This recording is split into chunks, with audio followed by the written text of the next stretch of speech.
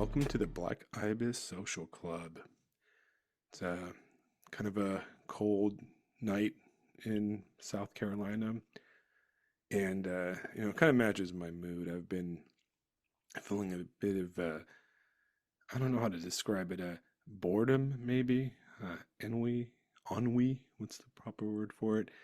Um, just not really been into the internet lately. Haven't been going on Substack, and I haven't been catching up on articles, and I haven't really been doing anything. I've had a overall lack of interest in politics, conversations, arguments, and any of that stuff. It's become overall schizophrenic.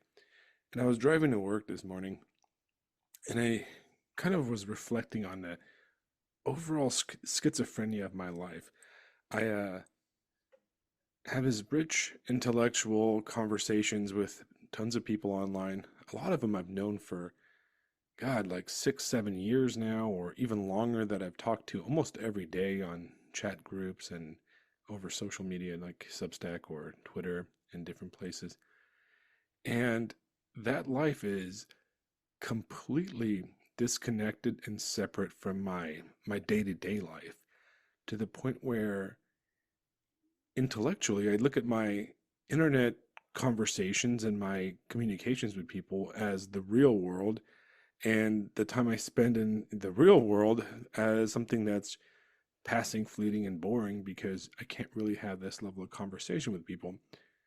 And that kind of breeds a strange schizophrenia in me that I'm starting to notice, and I don't know if that's a good thing. So I've been pondering that. But tonight at the Black Ibis Social Club, like usual, we have Mr. Fisto. What's up, Fisto? Hey, how you doing, man? Hello. And then we have previous guest, returning guest, Mr. Isaiah. What's up, man? And not much. And glad to be here. Thank you for having me. All right. So you know what I've been into this last few days? I've been listening to a lot of Soviet era goth punk rock music, right? And I've been listening to Kino. Have you guys ever listened to Kino? I've Can't say that I not. have, no. No, I can't say that I have either. But I think I did listen to the song you had sent, and Okay. I think it captures a really nice vibe. I actually really enjoyed it. I listened to it a couple of times, but Yeah, uh, that's one of their most famous songs. It's called Calm Night. Spokojna Nok, or whatever how you pronounce it in Russian. I'm going to be crucified by the Russians. I don't speak Russian. Um, but I like listening to foreign music. I think that it's interesting to, the 20th century is interesting because throughout all the different cultures, there's a lot of, we think of like the hippies and the beats and the disco era and that kind of stuff. But non-English countries also had their own kind of subgenres or, cultural trends that are often very different yet similar to American trends. It's always interesting to get into that kind of stuff and like kind of explore it. Like for example, I really like French yeye music. And French yeye music is like 1960s like girl pop music, and one of the most beautiful women of all time, Francois Hardy, was one of the main French yeye singers, and she recently passed away. But Kino is interesting, and I bring up Kino because it's kind of the topic I'm going to talk a little bit about today, and I want to ask you guys some questions about. Kino is actually, if you're on the internet and you see those, do you guys remember those doomer videos or doomer scrolling videos? You ever seen those yeah, memes? it's like I guess certain songs. I guess you could say is like Alice in Chains or something like that, but it's slowed down. It's got like a picture of a guy in like a hoodie or something like that smoking a cigarette. And he just looks utterly depressed. Right, and in the background is like an old Soviet bloc, Yeah, right? So, the whole a lot of those doomer video memes use a lot of Kino music, and Kino is actually also a word that people kind of like adopted unironically. Would say, "Oh, that's very Kino." Kino in Russian means cinema, right? It's like, you know, kinema, right? So it's like shorthand slang for the movies, basically. but it's also the word itself. I'm cracking open a cold one, and by cold one I mean a grapefruit flavored sparkling water. Um, by Kino, people can also mean that's cool, that's like hip, it's like, oh shit's Kino, bussin', like the kids say these days. But Kino was a band that was it's super popular in Russia, and it was a band that was formed in 1981 in Leningrad, the city formerly known as Leningrad, now St. Petersburg. Um, and their lead singer is interesting, and he was kind of like a goth icon. He's basically the Kurt Cobain of Soviet post-punk music. His name was Viktor Tsoi, and he's interesting from an American perspective because he's actually not white, if that makes sense, right? He is Soviet Korean and Russian. So if you want to Google him, Viktor Tsoi, he looks like a pretty boy Korean guy or a half white guy. He's very Bruce Lee in his appearance, and he even like cultivated that kind of Bruce Lee look. And it kind of illustrates that Russia is actually much more of a multicultural country than, even the United States when it comes to ethnicities. There's tons of ethnicities in Russia, especially under the USSR, the Soviet Union. I But gotta I gotta be honest, he's kind of putting off the Room vibes. the what? The guy that did the Room. The guy that did the Room, there's this one picture of him that's just like, oh hi Oh Tom yeah, Mark. Rousseau. Oh hi Mark. I, Yeah. I don't know, Pretty like great though. yeah. But so anyway, I So can't see it, so bro.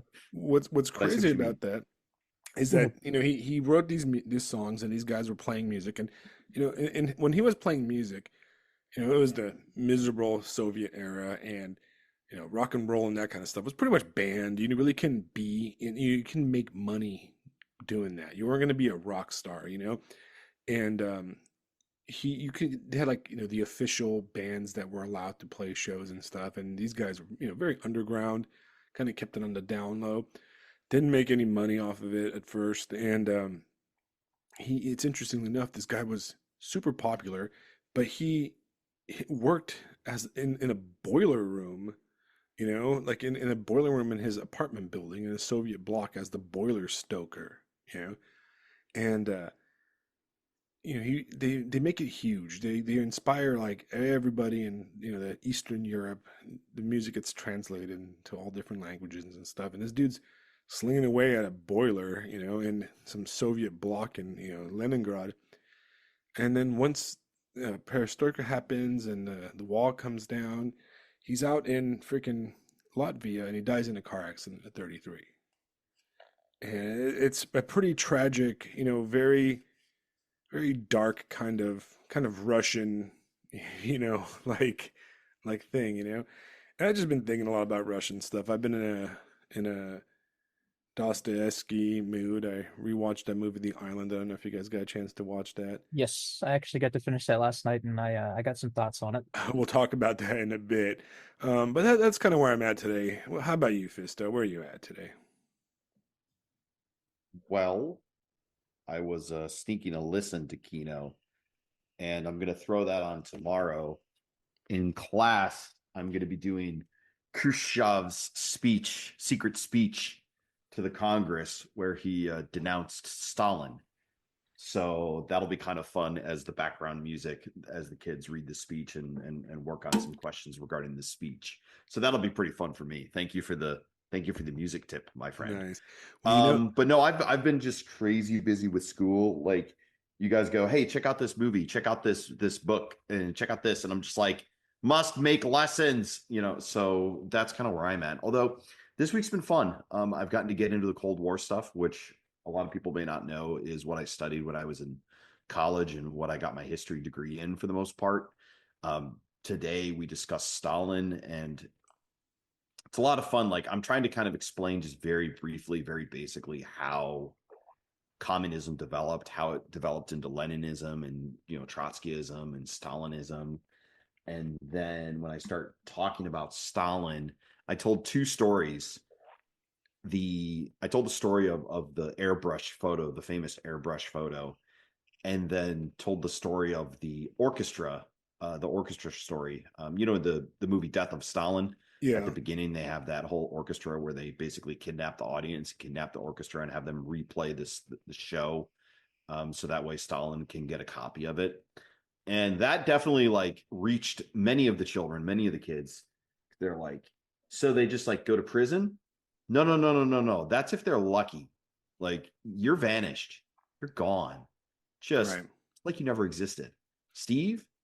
Nah, Who? never heard of the guy. Never heard of him. He's not. Yeah, you've been working with him, know him for 30 years. Nope, never heard of him. Don't know where Right. he went.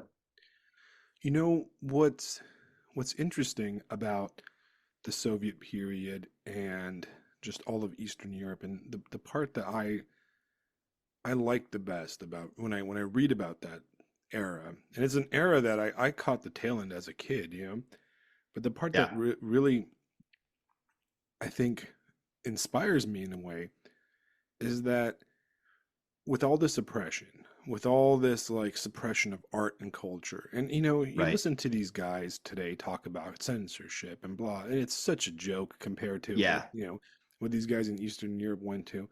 yeah. Uh, I tell the story of my Russian history professor who had his grandfather killed right, because his brother, him and his brother got into a fight at a bar, and his brother decided to say some things to the cops, and by the end of the night, his brother had vanished.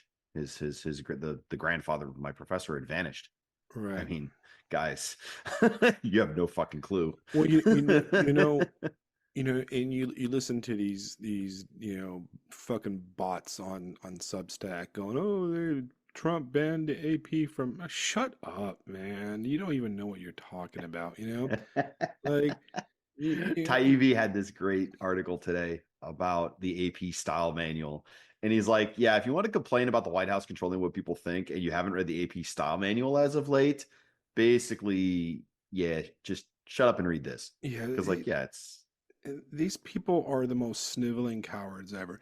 And you know what makes me want to just slap the taste out of all their mouths, right? Just I want to beat them with like a fucking piece of rebar, is that these cowards, these sniveling, pathetic cucks, right? They want to LARP like they would be the ones hiding Anne Frank in the fucking basement or whatever, right? But they had that chance, man. They lived. We've all lived through true creepy oppression, right? The beginning of it, Yeah, oppression light. But we lived through COVID, when yeah. people were afraid of losing their livelihood, afraid of losing their jobs if they spoke. People were, people would get sick after the vaccine and were afraid to admit that they got sick because they did not want to be, tarred and feathered by these disgusting fucking reptiles. And what did these people do? They cheered. They called the cops on their neighbors, and they Yeah. want to LARP. They want to pretend now that they're freedom fighters. The fuck with them. May they rot in hell for all eternity, in my opinion. All of them. And these are the people that locked up children and kept them from being together in school, and kept people from being at their parents' deathbed or their grandparents' deathbed, for a cold. And you want to LARP like you're a fucking freedom fighter, like you put Anne Frank in your basement? The hell you wouldn't, right? You're sniveling cowards. You're the guys that would inform to the KGB or the Gestapo. You're the left is the most disgusting, pathetic pieces of shit, right? And I have no, and you know what? And this is a message to all those people that are trying to tell me to tone it down or whatever. No, I knew this was okay? coming. Quiet, all right? If you're a leftist in the last 5 to 10 years, shut the fuck up, all right? How dare you go on Substack and tell me, oh, well, I voted for Kamala, but I think you guys should tone it down. Shut the fuck Shut up, up, retard. Shut No, up, all retard. I think we're a little beyond toning it down. I think right? we're a little further along a process here because they had plenty of opportunities to tone it down themselves and they never did. So I don't think that we have any reason to tone it down anymore. Yeah, You were, the funny thing too is just sitting back and just watch history unfold. I mean, with what happened in the election and what's happened. I mean, guys, it's been a month. It's been a Yeah, month it, since it feels feels like like Trump took it's it's been been a office. 4 year. years. It feels like it's Holy been shit, years. guys. Like I've been following all the stuff going on in Saudi Arabia and Riyadh with Russia and United States getting together. I'm like, we just dodged the big one. Yeah. Holy shit. The big I old shove billions of people into forever box. We may have dodged it. So yeah, you want to talk? No, no, no. Look, whatever else happens, I voted for that shit. I don't give you a fuck. Yeah. Like we missed it's like, guys, this is what's going on. I would It's like it so if they just cool. I It's would like it. crazy. You know what? I wish, and this is an honest thing. I wish that the Trump administration was 1/10 of the fascist that these guys accuse him of being. You know what? Because I don't think I'd bat an eye if some of those COVID pimps would get shoved into a death camp. You know Yeah, what I mean? right. I don't Yeah, know if I okay. He's so fascist. Guys, we should probably cut our military spending by 50%. We should probably withdraw our troops from all the places that joined NATO after 1990. we should probably Hey, Putin, negotiate let's hang peace. out. We need to figure this out. Yeah. Yeah, guys, super fascist, super fucking fascist. Yeah, remind me of all those countries that the well, Germans, voluntarily gave up. well, it's Yeah. just the left is like trying to redefine what actually led to fascism in Europe in the Oh 30s and yeah, that free 40s, and speech thing. it's That like free speech thing. What was that? That Margaret lady, the yeah, Margaret. I don't really care. yeah, Really? and she keeps saying, or they kept saying that it was because of free speech, and I'm like, no, I don't think No. that's the polar opposite of fascism. I was thinking. I was thinking earlier. I was thinking earlier today when it was reading some of that stuff. I'm like, guys, did you even watch Indiana Jones and the Last Crusade? That book burning scene doesn't make a whole lot of sense if it's all about that free speech, right? I mean, that's obviously a joke, but But it like, was fuck. what was it? It was some German dude that stood up and was like, this is completely unacceptable what Vance is saying to us, and I'm like, bro, the last time somebody did that, there was a world war. You Yeah. should probably, it's like if you're not that, I mean, they lack no self-awareness whatsoever. They lack Listen. Germany, if you think it's illegal to insult somebody on the internet, I have a taint that needs a fucking tongue bath. Come at me, motherfucker. Let's fucking go. You know, For the first time ever in your life, you will have done something useful for your fellow man. All right? right, right. And Call me and it's baby. I look at some of these comments and some of this commentary, and I go, you woke up this morning and you typed that shit, and then you brushed your teeth, so you had to look in the mirror. Like, how do you bear the visage of such faggotry like every morning? You know what I mean? Because you can't be honest, Like these people cannot truly believe that shit, right? But Like they can't. guys, without the IRS, who will audit Americans? Right, right. Some of That the fucking came out of your mouth? Really? We're going to bat for the IRS. We're like going to bat for the IRS. like you said that like Okay. you sat down and typed that required like a higher level of of cognition to be able to do that, and you as a human being put that down into writing for the entire world to see.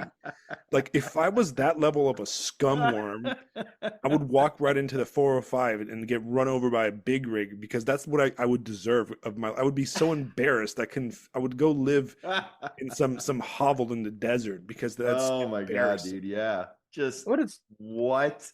what Going to it's right, the doing. IRS. Okay. That's the hill we're dying on. Well, what it's Okay. doing is it's revealing just how utterly absurd the entire leftist Yes. mindset is, because they're Yes. contradicting themselves at every turn. They're like, free speech is fascism. If without the IRS, who's going to audit Americans? It's like this is why you have no worldview worth preserving, because there's nothing that you're saying that makes any sense. Yeah. It doesn't have any logical consistency whatsoever. And every Dirt time you Trump open, bad. yeah, Dirt Trump and bad. that's it. All it That's is. all they're doing is they're just repeating Trump Fastest bad. thing ever. Elon Musk has my social security number. It's like, never mind the fact that the actual Social Security Administration is paying out millions of dollars to people who are like 350 years old. It's like, Oh, so they have that thing. That they thing. How many millions of people are on the Social Security rolls? Like whether or not they're getting paid, that size clerical error. Listen, the best comparison I heard regarding that was these are the brown M&Ms, and I learned a thing this week. What's the guy's name? Peter something or other. The guy that runs the All Facts Matter blog. He had this great post where he goes, "Listen, it's like Van Halen in the brown M&Ms. They put that in their contracts so that way the concert managers, the concert hall managers, if the staff caught no brown M&Ms in the bowl, then they had pretty good confidence they had really excellent attention to detail. Right. which is kind of low key brilliant. They're Like, getting their money's worth basically for the yeah, I was contract. like, well done, Van Halen. That's really freaking clever. And that's what the social security number thing is. Like, if they miss this, think about what else they're missing. Right. Holy shit. All right, just fucking cut loose, man. I don't give a fuck. You burn it all down, fine, go. That's what they voted for. I mean, at this point, it's just got to be done. If you don't do it, you're gonna leave. You're gonna leave the opportunity for it to return. I In- voted for in an- exterminatus. Yeah. Yeah, No, we I voted agree. for Franco. Turns out. Yeah. Look, in a just democratic society where we are citizens with equal rights, we have the right, okay? We have the responsibility to know where every Yes. shaving of a penny of our tax money goes to. Yeah. I do not have a problem with paying taxes, okay? I do not have a problem with paying for the salaries of the government employees that are there to take care of the day-to-day necessities of government. I do not have a problem paying for roads, schools, police, firemen, and military.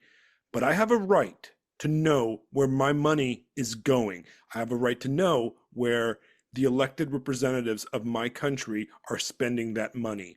I have a right to say no to having even a penny of my tax contributions be used to trans Guatemalan children in fucking Guatemala. The one that killed me, dude. The one that killed me. Atheism in Tibet. Motherfucking what? You guys are screaming and yelling about the value of diversity and inclusion of cultures, and it's just like, Is it? what the fuck? Atheism in Tibet? Like, Is it aren't you the same atheist? people screaming, yelling free Tibet like 20, 30 years ago? What the Is fuck? that like the equivalent of atheist missionaries? Yeah, like, what do you mean spread? Leave the Tibetans alone. They're up in their mountains doing mountain shit. Okay, fucking leave them alone. Guys, there's not really a guy. We're in the middle of the whole Himalayan mountains. We are literally in his domain. All right, you guys, like, just toss him off the mountain. Look, the only atheism that should happen in Tibet is getting tossed off the Potala Palace. All right, that's the long and the short of it, as far as I'm concerned. Just leave those guys alone. Come on. Well, you know what? The one that really gets to me, and joking aside, is the fact that there was millions of dollars spent on suppressing the Orthodox Church in Ukraine. Oh yeah. Yeah. And as a combat veteran who was in Afghanistan, and we were not allowed to even step near a mosque, right? If the Taliban put a 50 cal machine gun on a mosque and started shooting at us, we were not allowed to return fire. All right, we were not allowed to engage with that. If we knew guys that just blew one of our guys up walked into a mosque, we were not allowed to go in there, or do anything to those guys out of respect for their religion. Meanwhile, my government is funding anti-Christian stuff, right? Yeah, they want to defend Ukraine, and they're attacking the Eastern Orthodox Church. Right. And to me, it goes, that's just evil. But half the stuff is evil. Transing children is evil. You're going to trans children in third world countries, where they can't afford the monthly injections of poison that you're going to be putting into their bodies. Yeah. What are you going to leave a bunch of castrated third world children around? Is that what we're doing with my money? That's evil, man. That's not even like. What happened to $5 a month to make sure this kid gets fed? Yeah, I want to like, what happened to that? And I don't care what political party, what belief system you have, whatever. If you defend that shit, you're fucking wrong, man. You're wrong. Look, that thing, I wouldn't be surprised if they were never ever going to do any of that. It was just a way to get money out of people who are fucking retards. Oh, of course. At the end of the day, like, yeah, no, we got all that stuff. We got all that atheism spread in Tibet. Here we go. Well, they just pocketed that shit. Here's my question: like, how do we know that this money actually went to the people that it was supposed to go to? Right. Like, how do we know that it didn't get funneled into the bank accounts of the local authorities, or how whatever much Ukraine aid they can't find? Something like 100 billion. I saw that number. Yeah. Like, where the fuck did it go? Like, did it like, is Zelensky like got like an underground bunker now? Oh, I'm sure he's got plenty of underground bunkers. But I mean, welcome to the Black Ibis Social Club, where we're going to be screaming about helicopter rides for communists for literally an hour and a half. Well, here we fucking go. And here's the thing, man. Here's the thing. This has sent reverberations throughout, the podcasting circuit, because you know what? This, A lot of these leftist yeah. fuckers and even these Yeah, moderate right. A bunch of podcasts just vanished. just vanished all of a sudden, and you become suspicious all of a sudden. Once you read this stuff, you're like, there's a lot of these podcasters that are podcasting about the United States, United American politics and culture, but they live in fucking Uzbekistan or something like that. I wonder who gives them that paycheck, Am I paying Black for Itis Social Club is proudly free range organic, no US aid additives. I wouldn't take it if it was. I wouldn't take a dime from them, even if it was the most right-wing based Christian government of all time. I still wouldn't take a dime for it because I'm a freaking free speech absolutionist. I don't ever need the guy. I believe in separation of church and state, right? Because I believe that the government should not be touching churches. Because the second you take a dime from the government, you're no longer a church. You're a freaking servile to the government. Yeah, state churches are not an American thing. Which is one of my beefs with the Orthodox Church, but that's what it is, right? Right. No, well, I mean that's roots going back to the origin of the freaking Orthodox Church, and whatever, fair enough. I mean, I get it. It makes sense for those who don't know. It correct me if I'm wrong, but I mean it emerges out of the Eastern Roman Empire, and the union of church and state is like the most natural thing in the world, which I get it. All right, that's how it is over there. If it's out on the surface, man, it has to be visible and decided. It cannot. That ain't how we do it here in America. Yeah, it cannot be through that freaking heretical apostate that calls herself a bishop that gave a speech at the inauguration thing, right? Like, I don't attack people's denominations or beliefs, but women should never. Women are not preachers. They never will be. It is heretical. It is wrong. I don't care. I'm not even going to debate that. All right. If I ever walk into a church and get invited and a woman goes up there to speak, I will walk out. All right. Okay. Once all the communists are thrown out of the helicopters, we're retaking Constantinople. Here we go. All right. But anyways, you find out that, her entire denomination is basically funded by US aid. Yeah. And it's right. Exactly. Oh, of course. Because everybody else knows that shit's heretical too. So it has to be funded. And what's really good, I think what's great about this whole thing is that we've realized for so long when we were skulking in the shadows, people with any belief outside the mainstream, right?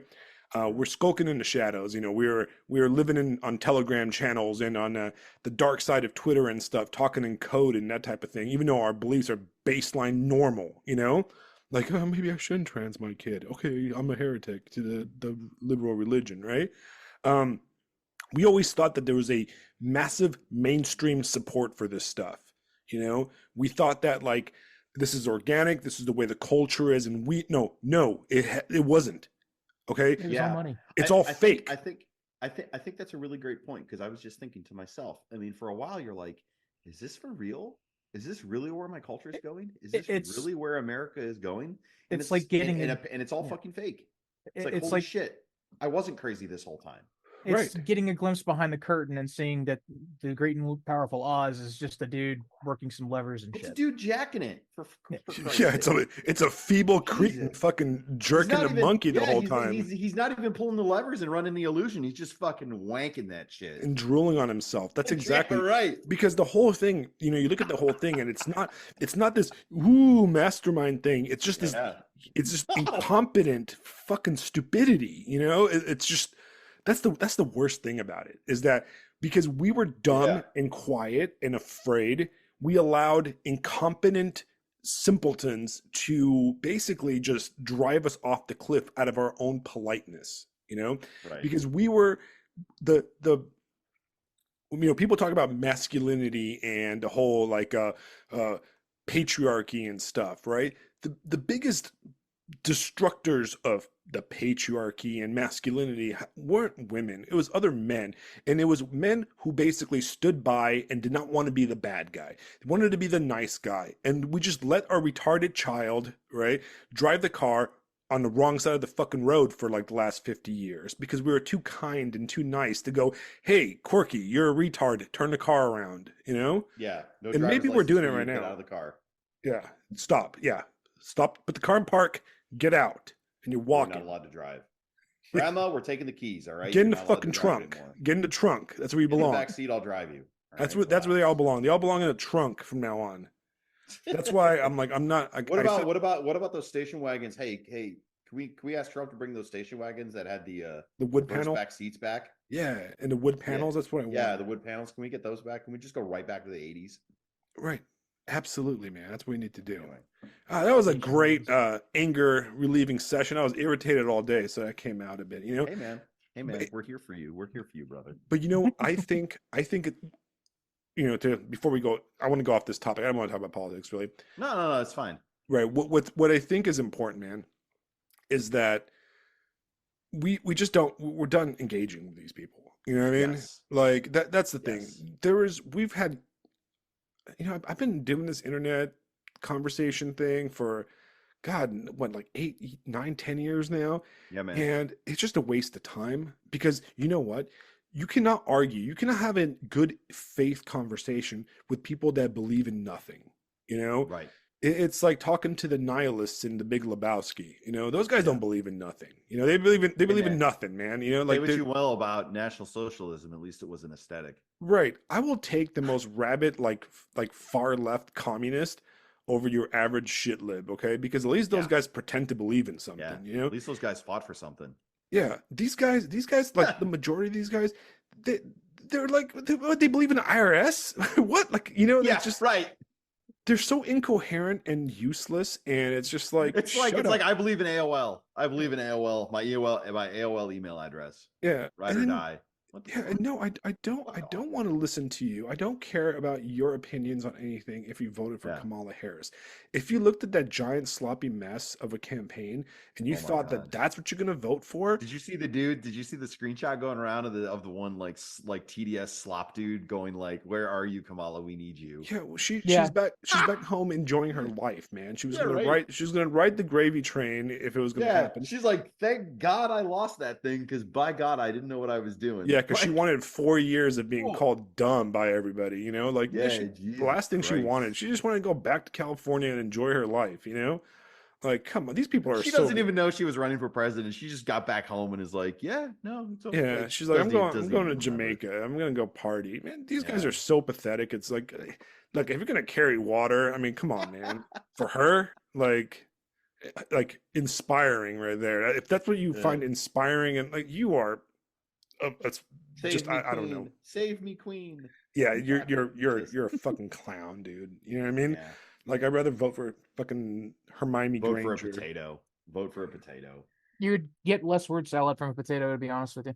Yeah, absolutely. And I can make French fries out of the potato if it pissed me off. You could make potato salad if you wanted to.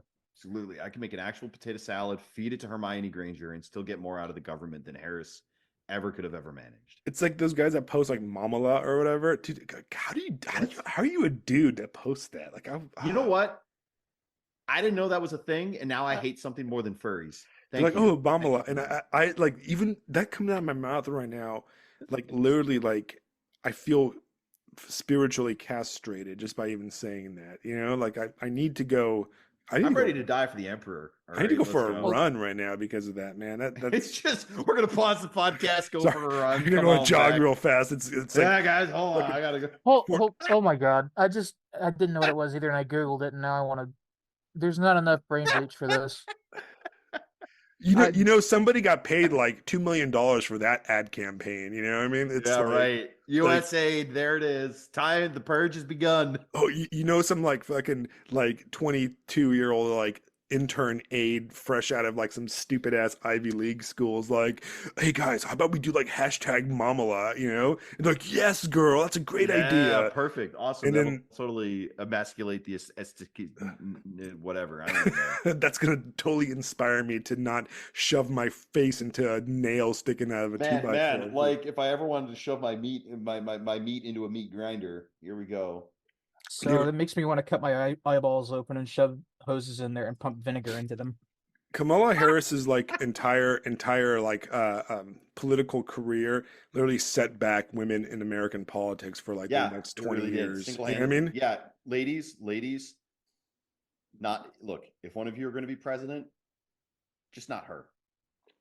Not her. You could do better than that. It's got no, women absolutely are better than that. Are you Yeah. no? Kamala She- Harris is an example of exactly what can be the worst in women. She makes what's that woman that ran for vice president with McCain back in the day? The one from Alaska, what was her name? Sarah Sarah Palin. Palin. My Sarah God, Palin. yeah. She makes her look She does good. make Sarah Palin look. I would never expect that sentence to come out of my face. She makes Sarah Palin look competent. It's like literally At least Sarah Palin knew where Russia was. Yeah. Like she said, she could see it from her house, but at least she knew what direction to look. Yeah. I mean, Fucking hell. yeah, she had that vibe of like the kind of woman you pick up on a Wednesday night at a truck stop. But you know what? I would take her. I just want to throw this out there, just as this is another thing in my class, and like this was some cool conversations last week. But we did Catherine the Great. I spent a day on Catherine the Great, and if all y'all are unfamiliar, she was the Russian Tsar from just outside Stettin back when it was Prussian. She ascends to the throne through all kinds of exciting things, and she is a legitimately impressive person. And we spent some time on the Nakaz. The Nakaz was this massive document of directions to a commission of Russian guys or whatever, where they wanted them to redo the code of laws of Russia. And I'm reading through this thing, and Catherine wrote it, and it's like, holy shit. Yeah, all right, I'd follow her into hell. This is legitimately good, thoughtful stuff. And one of my favorite parts about it was very, very late in the document. She explained something to the effect of like, unlike in Europe, where this horrible idea is being spread that the people are there to serve at the pleasure of the sovereign. She's like, it is our pleasure to declare that we are here to serve Russia, to serve the people. And it's just like, holy shit. Ladies, Catherine the Great, come at me. All right, that's Right. I'll take that all day goddamn long. Right. Kamala Harris, Jesus fucking Christ, no. Right. She's I not, mean, not even to wipe my ass. To be fair, on the right, you get straight up retards on the left, and then all the right is filled with like prostitutes, basically. And it's like they all have that thirst trap picture where their eyes look real big and they got that pointy nose and there's some tits hanging out. It's like, yeah, all right, I get it, but come on. Can I get some like politics or cultural opinion with your tits? Oh, because it seems like your entire posts are just pictures of your tits. Like, is that what we're doing? And look, there's nothing wrong with pictures of your tits, right? But No. we're not serious people here. Like if it just seems that like you take your average male and their average male commenter on like Substack or X or whatever has got some like PFP of like, I don't know, some Viking or some freaking I don't know, whatever, black and white statue or something like that. And then every single like right-wing female commenter is just like a top-down tit picture, like an Instagram thought thing going on. It's like, I don't know, man. Maybe we should just, I don't know, not listen to you if that's the case. You know what I mean? Listen, guys, listen. It's simple. We kill the internet. That's always been the answer. We should just nuke it. Yeah, I actually promised that I would tie in Cyberpunk real fast, or something. Yes, every episode. Okay, I forgot to tie it in a little intro, right? So back to Kino, right? Viktor Tsoi. Right, back to Viktor okay, Tsoi. so here we go. In Cyberpunk 2077, if you are very attentive of the graffiti on the wall, right? Oh, really? Numerous places in the city has Wow. Viktor Tsoi lives graffitied on the buildings because No. the creators of Cyberpunk, being Yeah, they're Polish, were fans of Kino, so they threw that into the Wow. game. That's in multiple spots in the game. So there you go. There's my Cyberpunk tie-in for the day. Enjoy it, guys. Damn, Listening, dude, at I home. remember seeing those. That's fantastic. Right, Well, now I have to go look for it. Yeah. Well, time for a new playthrough of Cyberpunk 2077 based on that little Easter egg. Right. all on its own. So if that song I shared with you guys, which I'm going to link Yeah, because I think it's a great song, absolutely. Yeah, I think it keeping applies. that It applies to listed. our conversation today too. Yeah, So it's good stuff. if you read the lyrics translated in English, the middle verse reads as follows. All right, I've been waiting for this time, and now the time has come. Those who were silent aren't silent anymore. Those who have nothing to wait for, mount their horses. You won't catch up with them. It's too late now. All right, and that's where we're fucking at, man. We're done with your shit. All right. All right. That's exactly where we're at. Tired of your shit. Moving on from all the nonsense of the world, hopefully. Yeah. God willing. I've got a feeling. I got a feeling. Look, at the end of the day, the cat's not going back in the bag. It's impossible. There's no. Yeah, it can't. It's too big. It's too hard. It's too loud. It's been a month. You look at some of the numbers being run with like Doge, for example, and if they keep trucking like they are, they're holy crap! just now getting into the IRS, and what I'm really looking forward to is when they're going to get into the Pentagon. Oh my god! Because how many audits has the Pentagon failed? Like, where's the money going? If it's not going into, well, let's just be honest here. The F-35 program is really expensive, but the F-35 program isn't the only thing that constitutes all that spending. And if they can't account for it, where the hell is it going? And that's what I really want to know. Because if it's going over into like foreign military programs, Saudi Arabia, Qatar, Korea, Israel, that's a shit ton of money to be losing out to foreign powers, and that's stuff that should be spent here at home. On the other hand, is it going to black projects that are right? Because that's the real big question. Because if the Pentagon can't account for it, is it because they can't account for it, or they don't want to account for it? Right. A little bit about. Well, they probably can't because they don't want to. So it goes off to wherever it goes. Look, the truth is, if I was Elon Musk, okay, that dude better have fucking Arasaka samurais as bodyguards. All right. He better actual T-1000s. Yeah, he better. If I was him, I would have an army of mercenaries protecting me at all times because he is going after the funding of some dark and evil shit. You know what I mean? You've got a dead man's hand like you would never. You just unbelievable. Right. He better be careful. I hope he doesn't take this as in the same way people take shit posting, because this is serious shit he's getting into, Yeah. And the most epic shit post of all time. Right. It is some scary shit to think about, though, because I think that's probably why they're moving so fast, is because they realize there is that possibility. I mean, we know that from last year with Trump nearly being shot. Yeah. I mean, can we just stop for a second and think about the fact that like none of what we're talking about right now would have been possible if he hadn't turned his fucking head. Like, yeah. What's the meme where it shows him like looking forward and the bullet going through his head, and it's like World War III, and then turning his head. My liberal aunt gets roasted at Thanksgiving. And then, or what I would probably change it to is like World War III, and then turning his head, it says like big balls or something. I mean, that's the timeline we're in now. That meme will basically summarize the era. It could hypothetically summarize the era. You could have an entire textbook 100 years from now where each chapter is like what would have happened if you'd been hit, and then what actually ended up happening. Right. It's rare that we get to see a moment in history where we literally watched where the timeline diverged. Right. We lived through that Star Trek episode, the City at the End of Time or whatever. City at the End of Tomorrow or Tomorrow? Tomorrow or Time or something like that. Yeah, anyway, it doesn't matter. Where they go back in time and like they rescue that girl, and she ends up causing the World War II to be lost, Yes. It's definitely a timeline changer, man. You're right. Like and it's wild to think about that kind of stuff. The whales just came back, baby. They just dumped off the whales in San Francisco Harbor. Yeah, and that's really the thing, though. Like all of this would not have happened had he kept looking forward and that guy landed the shot. I mean, it's just, and and to tie into my point, I think that's probably why they're being so aggressive and pushing so hard, because I think he had the 4 years to plan all this stuff out. And then he was just like, okay, I almost died. if we're going to go after these people, we need to go after them hard, and we need to do it fast, because there might not be a whole lot of time for all of us. We might actually Oh yeah. die in the process of doing all of this. Right. Yep. You know, and one thing they're doing, and which is very interesting to watch, is that they're outrunning the media, basically. Yes. They're not 100%. allowing the media any time to sit down in their cuck sheds where they sit, and come up with explanations and narrative, and they're controlling the narrative perfectly.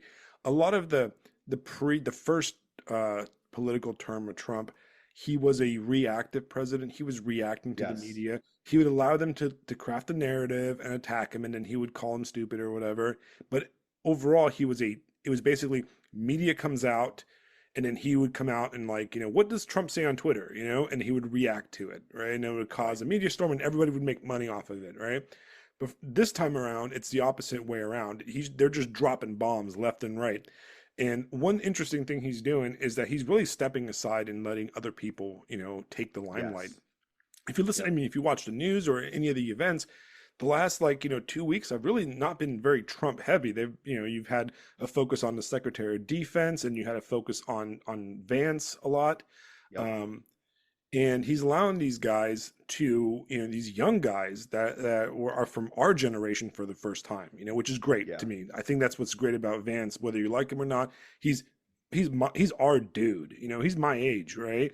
He's Yeah. my age. He served in the military at the same time I did, and I feel represented, guys. I feel like somebody is saying the shit I've wanted to, like, scream at people for a decade, and he's sitting there saying this stuff, and I'm like, okay, I get it.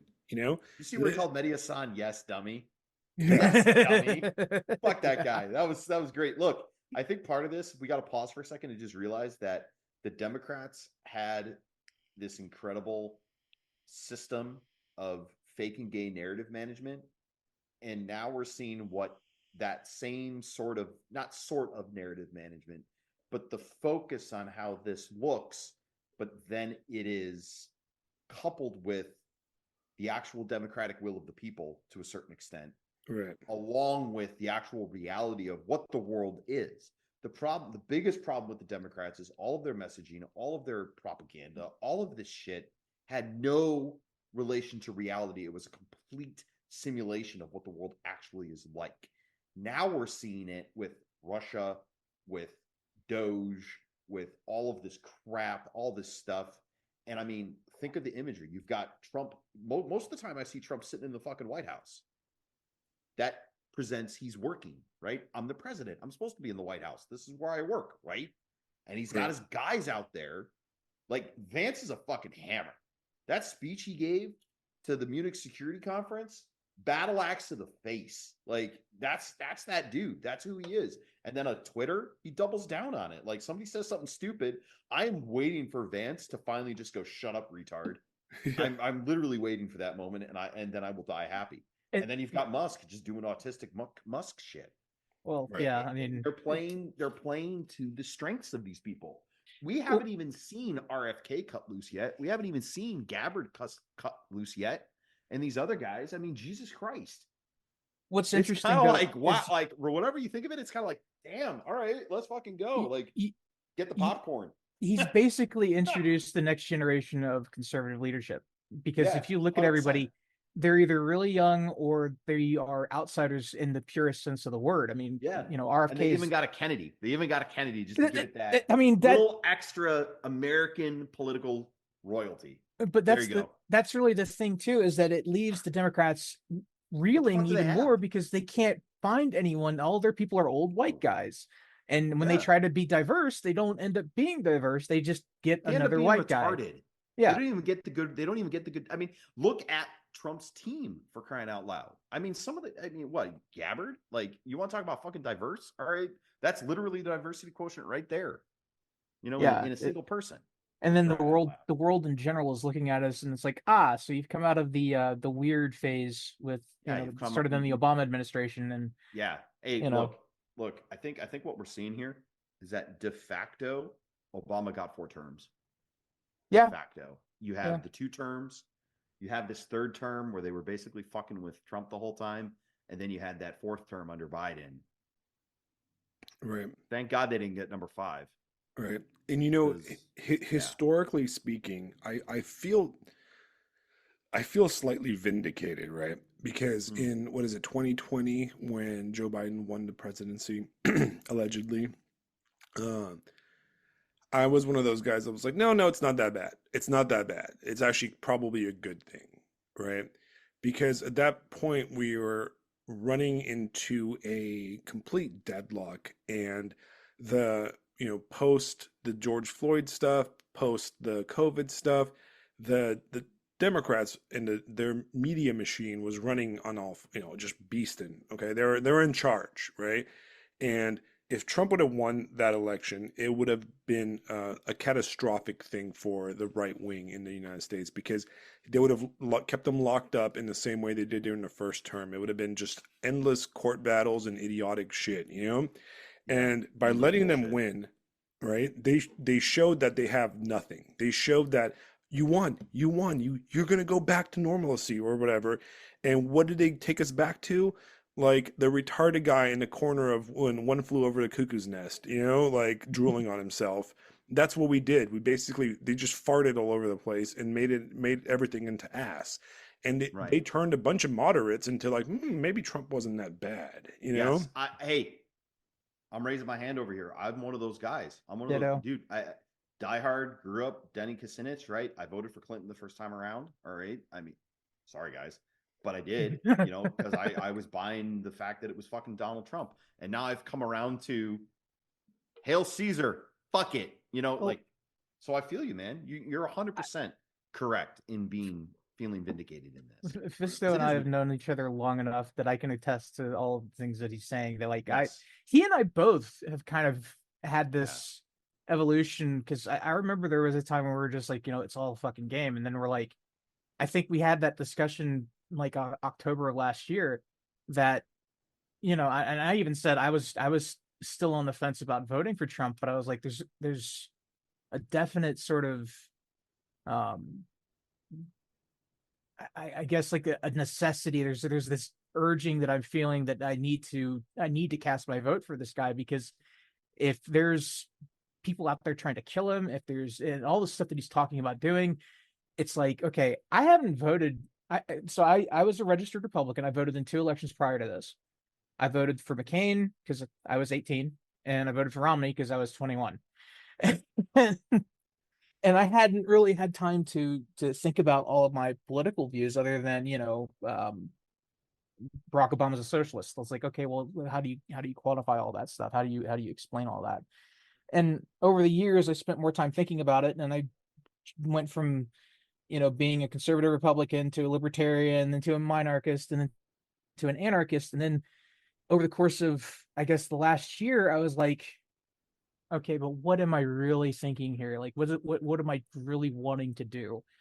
Am I is it do I just completely disengage from the system and let it go, or do I actually do something that I think is going to benefit myself and for the people around me, and actually take a chance on this opportunity that maybe Trump will actually do something about this, because he did do something the first time, but like you said, he was very reactionary. I think he also put a lot of trust in people who were quote unquote experts in their fields, but didn't have the same vision that he did.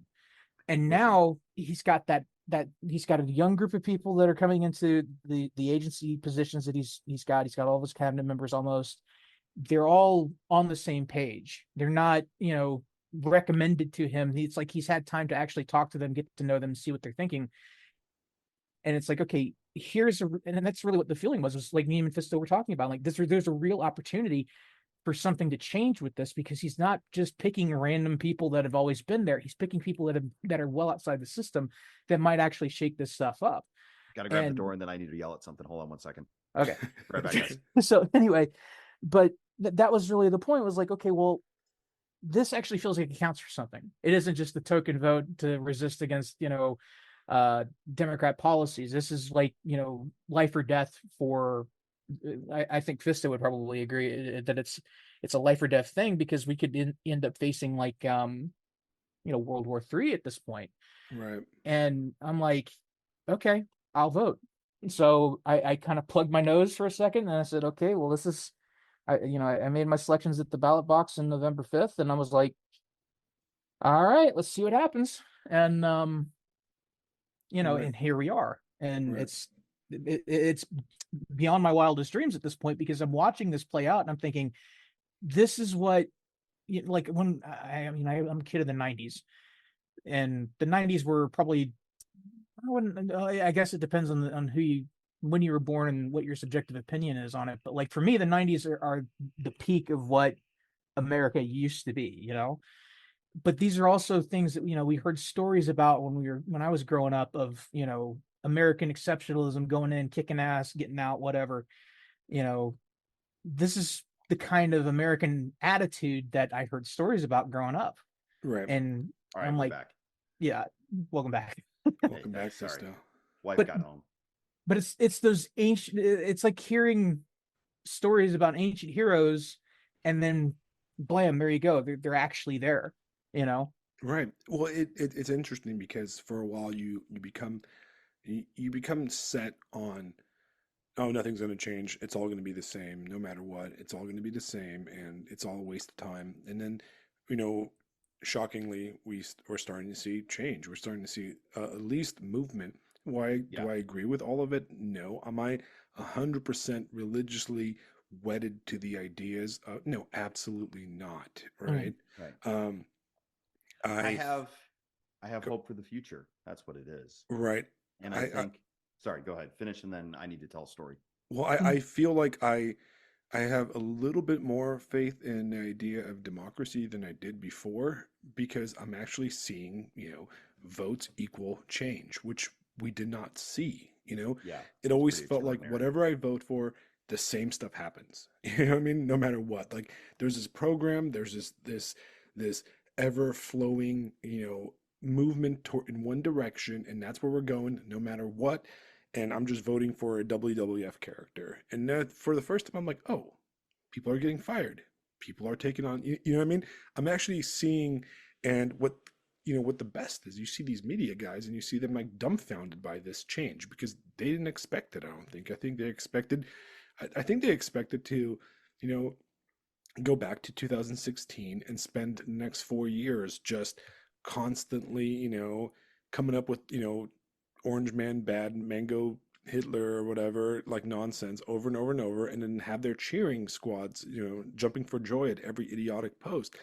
And you see across the internet, people just don't, just shut the fuck up, we don't care. Stop, like you don't have a mandate. You're not as important as you think you are, and that's Right. that's the positive thing that can as a takeaway from The this. the thing that I would say too is, the one thing that they were counting on was everyone to remain apathetic. That Trump was immediately going to pivot back to the center and be like, oh no, I'm going to work with the other side of the aisle. We tried that; it didn't work. When they got power back, they didn't work with the other side of the aisle. They went immediately hard left. So Yeah. it's like at that point, Trump realized, okay, there is no negotiation with terrorists. We have to actually go ahead and push forward as hard as we can, as fast as we can, as far as we can to the right, because there's no point in trying to communicate with them anymore. You can't communicate with people who aren't even speaking your own language. They're literally trying to rewrite the language. Like, we go back to the whole thing with free speech being fascism. That's the level of Madness. retardation that we're dealing with at this Yeah. point. And there's no point in dealing with that. There's no point in talking to them about it. There's no point in trying to make them understand. Forget it. Go as hard as you can, as fast as you can, as far as you can, and Leave them in the basically just dust. damn the torpedoes. Just go. Right, Yeah. just do it. Yeah. Leave them in the dust. I think part of it for me, and I think back to the discussion,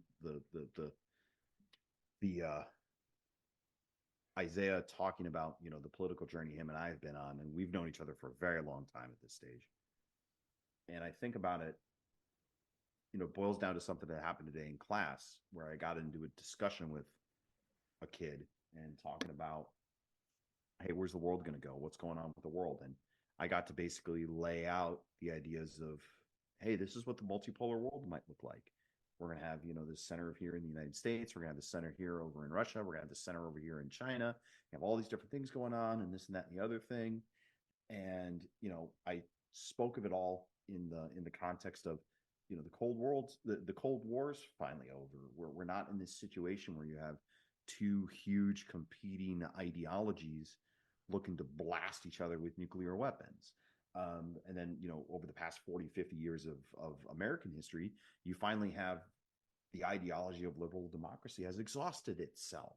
It's not going to take over the world. It's just not going to do it. It's not going to destroy the world, right? You're going to have these real legitimate centers of human identity emerge.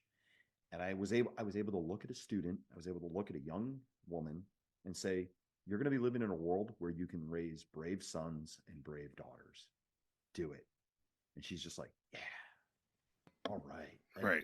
That's fucking powerful shit come right there, on. man. Yeah, dude. That's the world we are walking into. I'm able to look at a fella and go, you're going to do something. You're from this small little town in the middle of Florida. You ain't doing, nah. You're all potential Caesars. You're all potential Fedoras. You're all potential everything that we've been talking about. It kind of goes back to what I was saying earlier, like the 90s being what it is. I remember growing up and having my teachers, and mind you, I went to a private Christian school, but that was what they were telling us. You can be the president, you could be an astronaut, you could be, a movie star if you wanted to. That's something that you could do whatever you want. We're getting to that point now, and it's going to be a painful process because we're going to have resistance along the way. But there's this, like we're turning the truck around. We're getting back to that idea that if you're growing up in the world, it's not going to be a total shit show by the time you get it or get your shot at it. We're trying to right the ship. Yeah, we really are. And that it starts with, and yeah, it's gonna hurt. It's gonna hurt like a son of a bitch for us. But I don't have kids, but I might, on the off chance that maybe I do have kids one day. I don't want them to grow up in a world where they're on the hook for USA type shit, where their taxpayer money is being sent to foreign powers, foreign entities to transition children into whatever the fuck it is. This has probably been just culturally one of the biggest sins of the boomers is that they put their children on the hook for their mistakes. Right. That's what happened. And millennials, we're all millennials here. The best opportunity millennials have are to make sure that whoever comes after us is on the hook for the future, not for the past. Right. We're trying to. If I got to burn myself down and burn every last bit of thing I've got and leave nothing left, if that gives them a chance to be on the hook for the future, sign me up.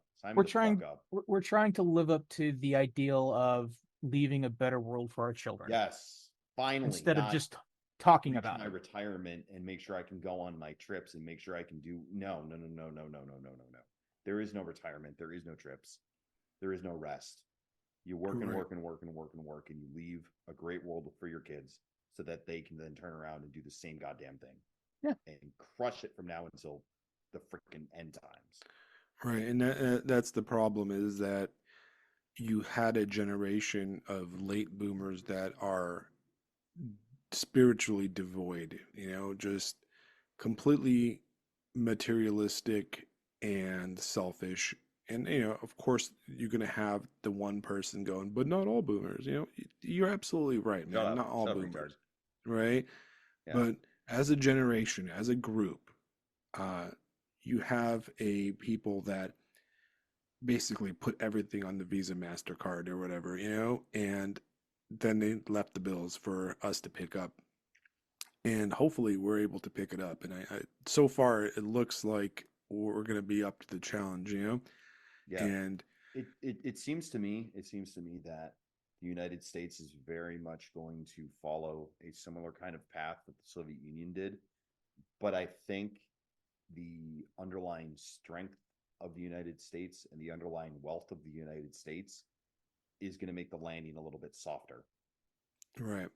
Well, I hope so. Which we're extremely lucky for that. It's not going to make it any easier per se, but like it may be slightly less of a disaster than what those poor guys went through. Well, here's the question I have. Is this almost kind of a watershed moment in the vein of like the falling of the Berlin Wall for the United States? Absolutely. Because without a doubt. Because it wasn't so much the actual breaking down of the wall that was the big deal. I mean, it was a big deal, obviously, but it was the fact that it was a moment in time where it showed that communism was on its way out in Soviet Union at that For point. what this is worth, when I see people like Alexander Dugin write things like, I foresee a future where the American and Russian empires, the American and Russian cultures can be friends. I'm 8 years old again watching the Berlin Wall fall down. 100%. Absolutely feel like I did when I was a young boy watching that on the television going, maybe we aren't going to kill each other. Right. And that's always a good thing. Yeah. And that Oh yeah. you know, That's cool. in the old days, and I mean the old days as in like 20, 30 years ago, it used to be the left that was about peace and about Yes. prosperity. You Yeah. know, the left was the ones that part of their uh, package, their philosophical package was world peace. You know, and Mm-hmm. I don't know what happened, but they got crazy on the gun power. You know, and it's like, we don't want war. We don't want death and destruction around the world.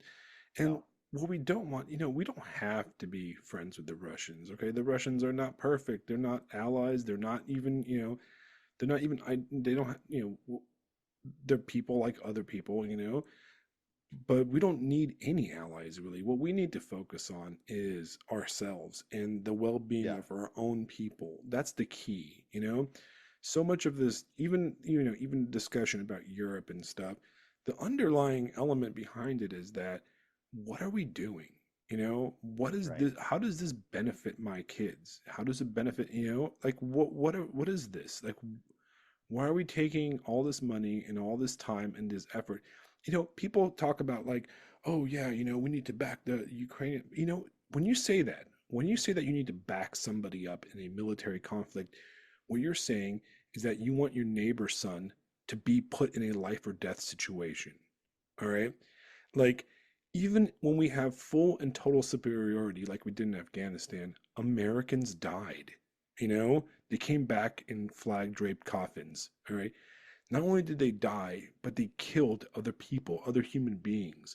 And, it doesn't matter how many F-35s or, whatever cool planes we have and Tomahawk missiles. Every time a pilot pushes a button and drops a bomb and kills somebody, that destroys their soul.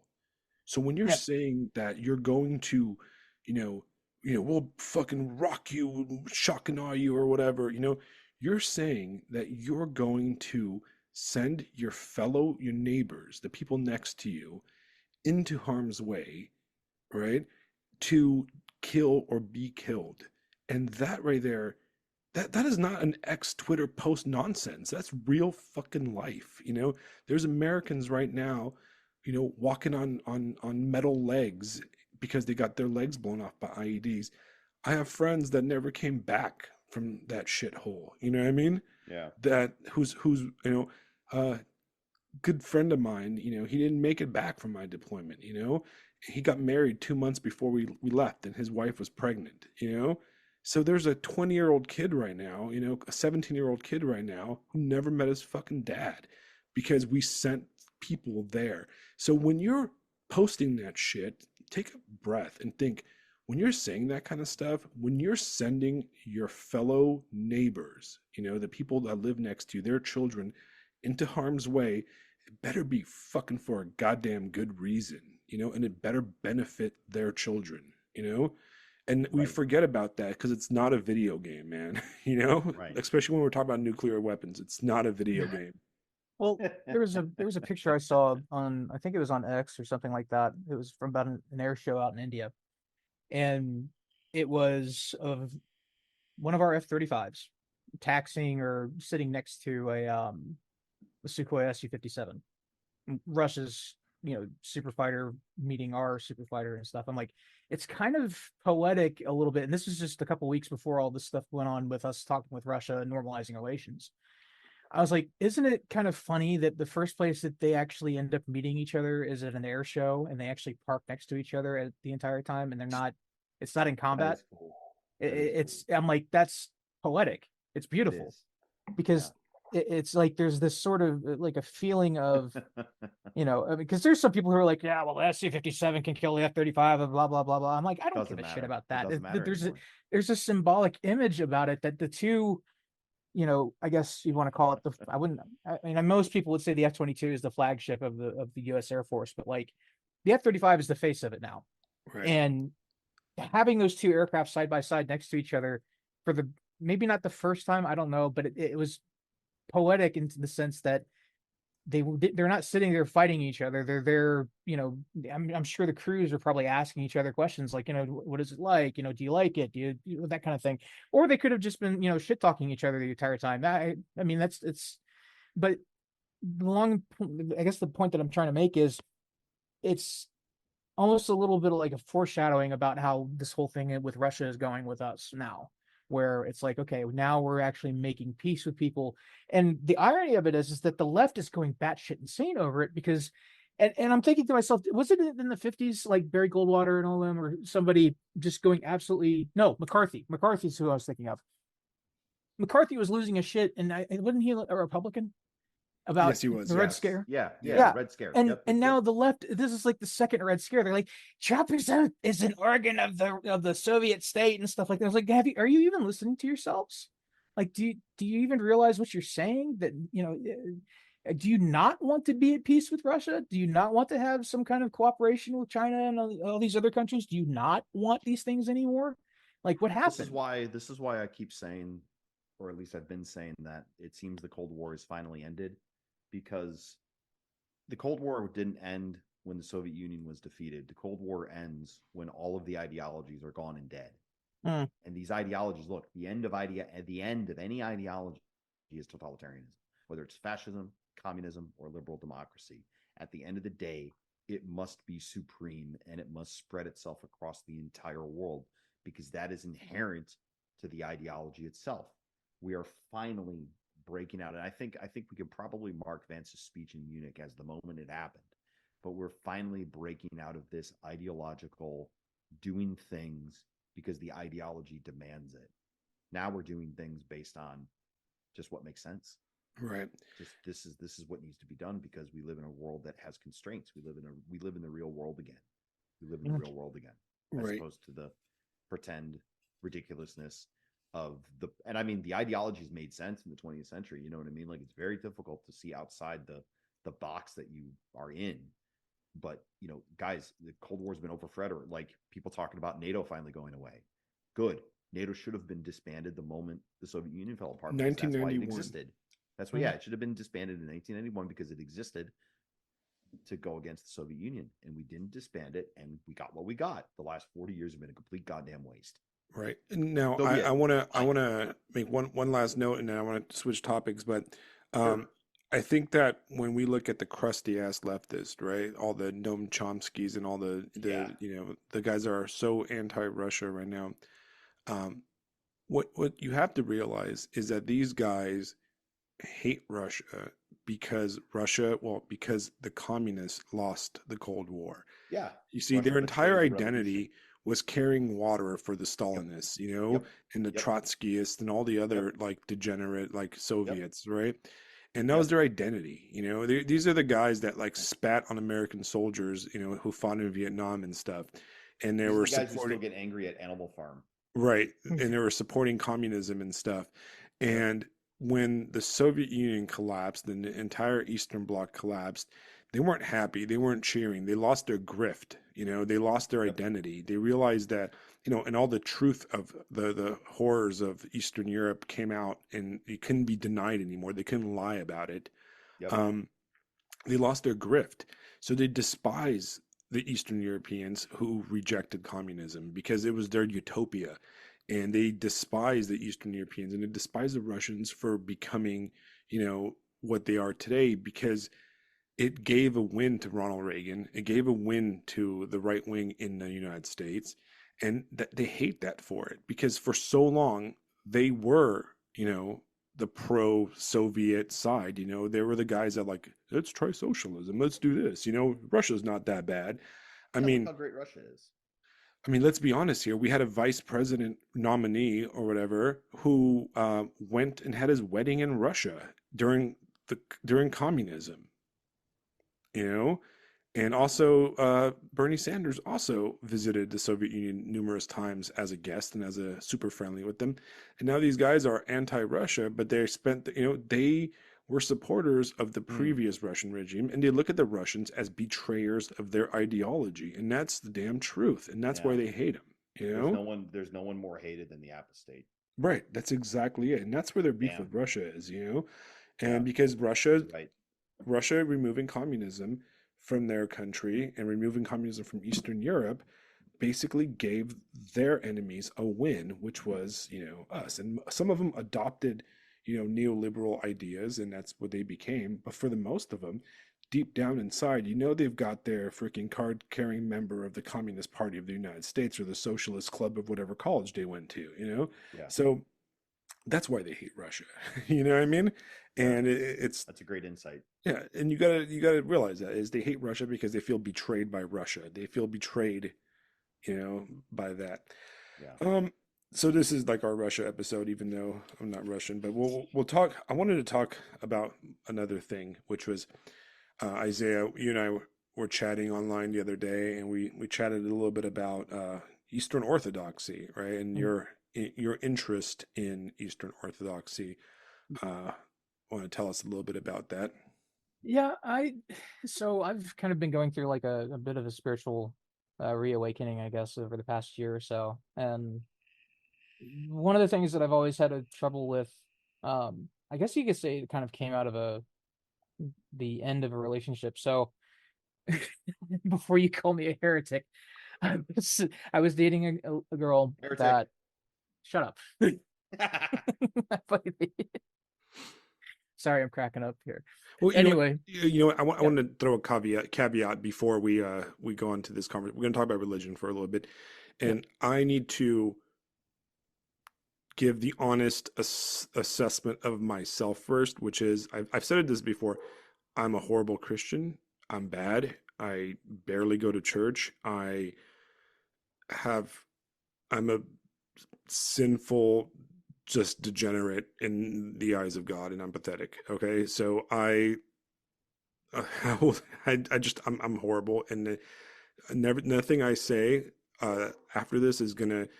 I'm not a theologian. I am just a dude that wants to talk about the stuff that I find interesting and spiritually edifying. You know what I mean? So that's Mm, my caveat that I'm not in any way a good Christian by any means possible. I'm probably horrible. that makes two of us because I'm Makes three still, of us, really. well, yeah. So, I mean, hey, if anyone's listening and you guys are judging us really hard, we don't care. Because we're well aware of our degeneracy. Yeah, tell me something I don't know. We're Yeah, working on it, but we're not Hey, speak perfect. for But yourself. Just kidding. right. whatever, Got Mother dude. Teresa over there in Yeah, right. Florida. We're Yeah. working on it. Okay, yeah, must be nice. Mother Teresa. Yeah, but anyway, so girl that I was dating, she was part of the Church of the Nazarene, and Church of the Nazarene has no compunctions about female pastors. She is worship pastor, children's pastor, and occasionally she will actually preach sermons. We dated for about a year and 14 months. And one of the things that always kind of, I was not only a Christian to begin with because I grew up in a Christian household, went to a Christian school for until I was in like 10th grade. Protestant, right? Yeah, Protestant. I was, well, non-denominational. So, but Protestant basically. It wasn't Catholic, wasn't Orthodox. It was, my dad was a Baptist, my mom was Pentecostal, and then we started going to the non-denominational church when I was growing up. And um I started to kind of come back to the church a little bit, but the thing that I was learning through by being with her was like there was so much drama going on behind the scenes in her church. And we ended up breaking up or whatever, which we did so amicably. I didn't have anything against her, she didn't have anything against me. We just had different life goals, that kind of thing.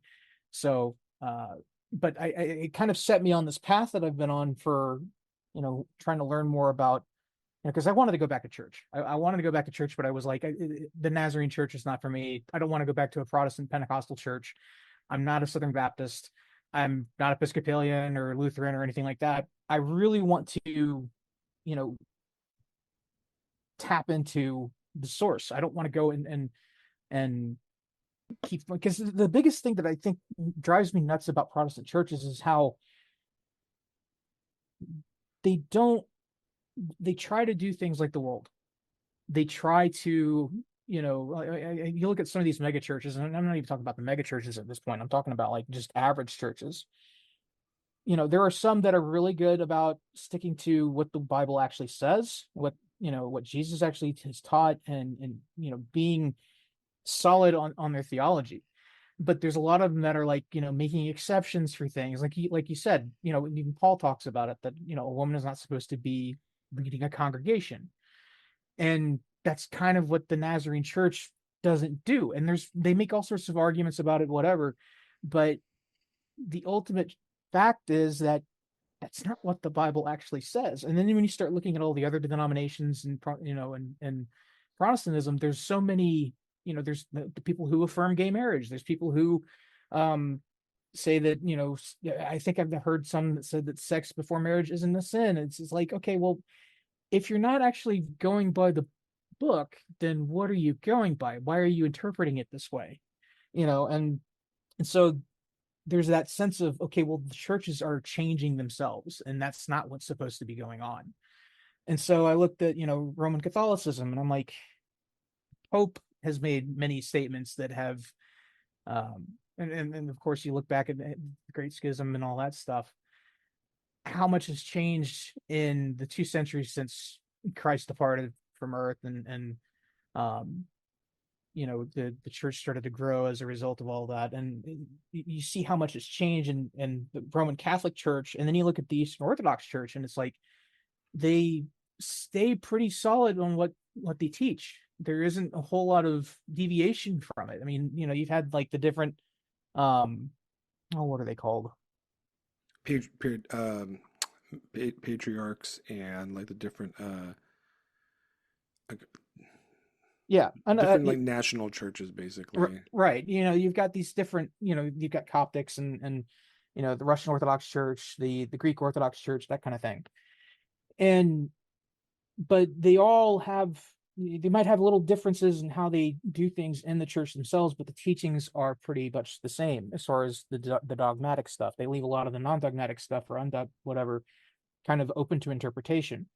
But and I think that's kind of what drew me in, was like, okay, what is it about this that's making me want to look at it? And I've spent a lot of time thinking about it. I still spend a lot of time thinking about it. I still keep, I'm reading those 2 books you recommended to me.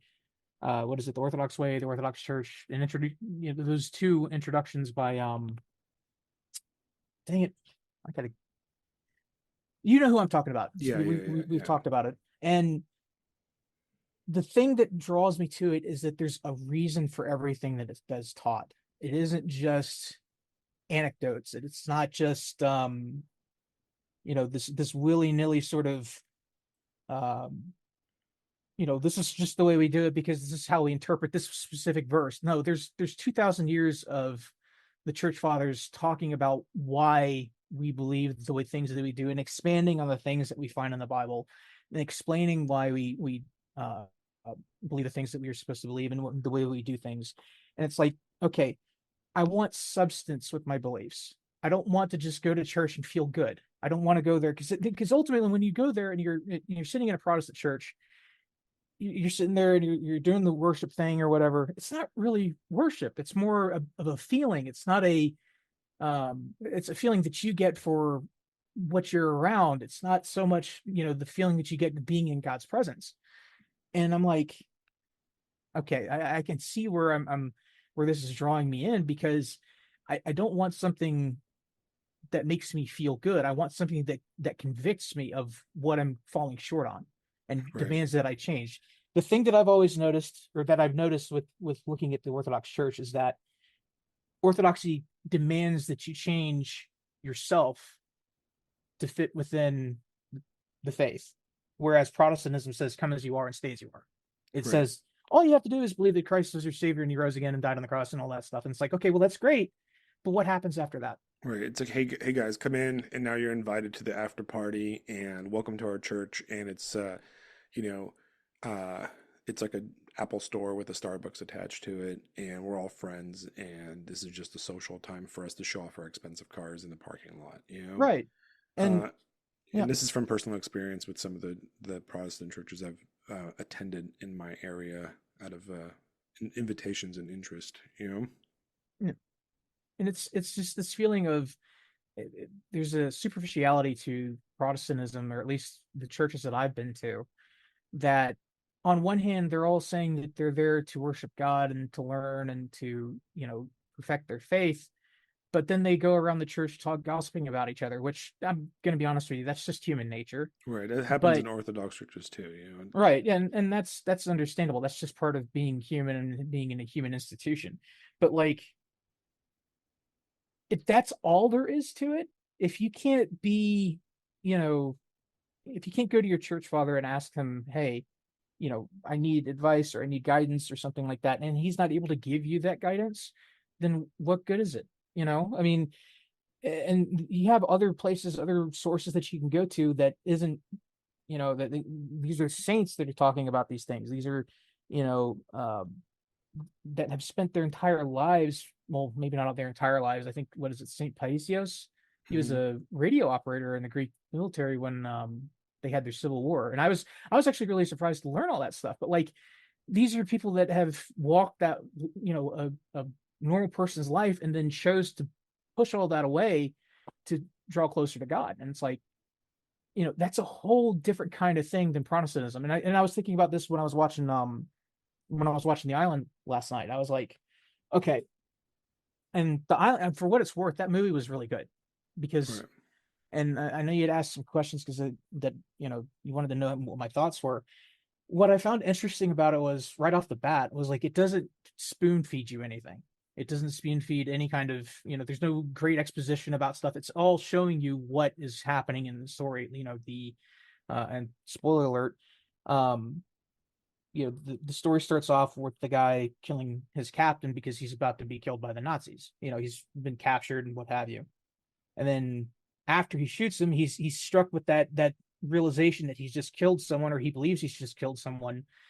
And then, you know, the German sailors leave the I don't even know, was it an island or was it like It was a barge. a barge? Yeah, Yeah. it had coal on it and all that, and he was on top of it, and he's like, I survived, and then it blew up because they had set a bomb.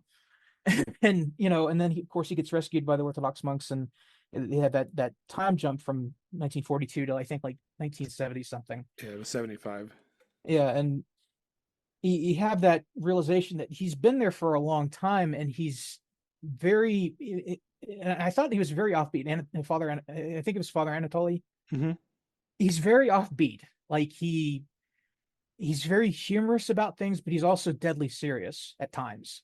And then the first time we actually see him interacting with someone on the island is of course with the woman who's wanting an abortion, and he's like, did you want a blessing for murder?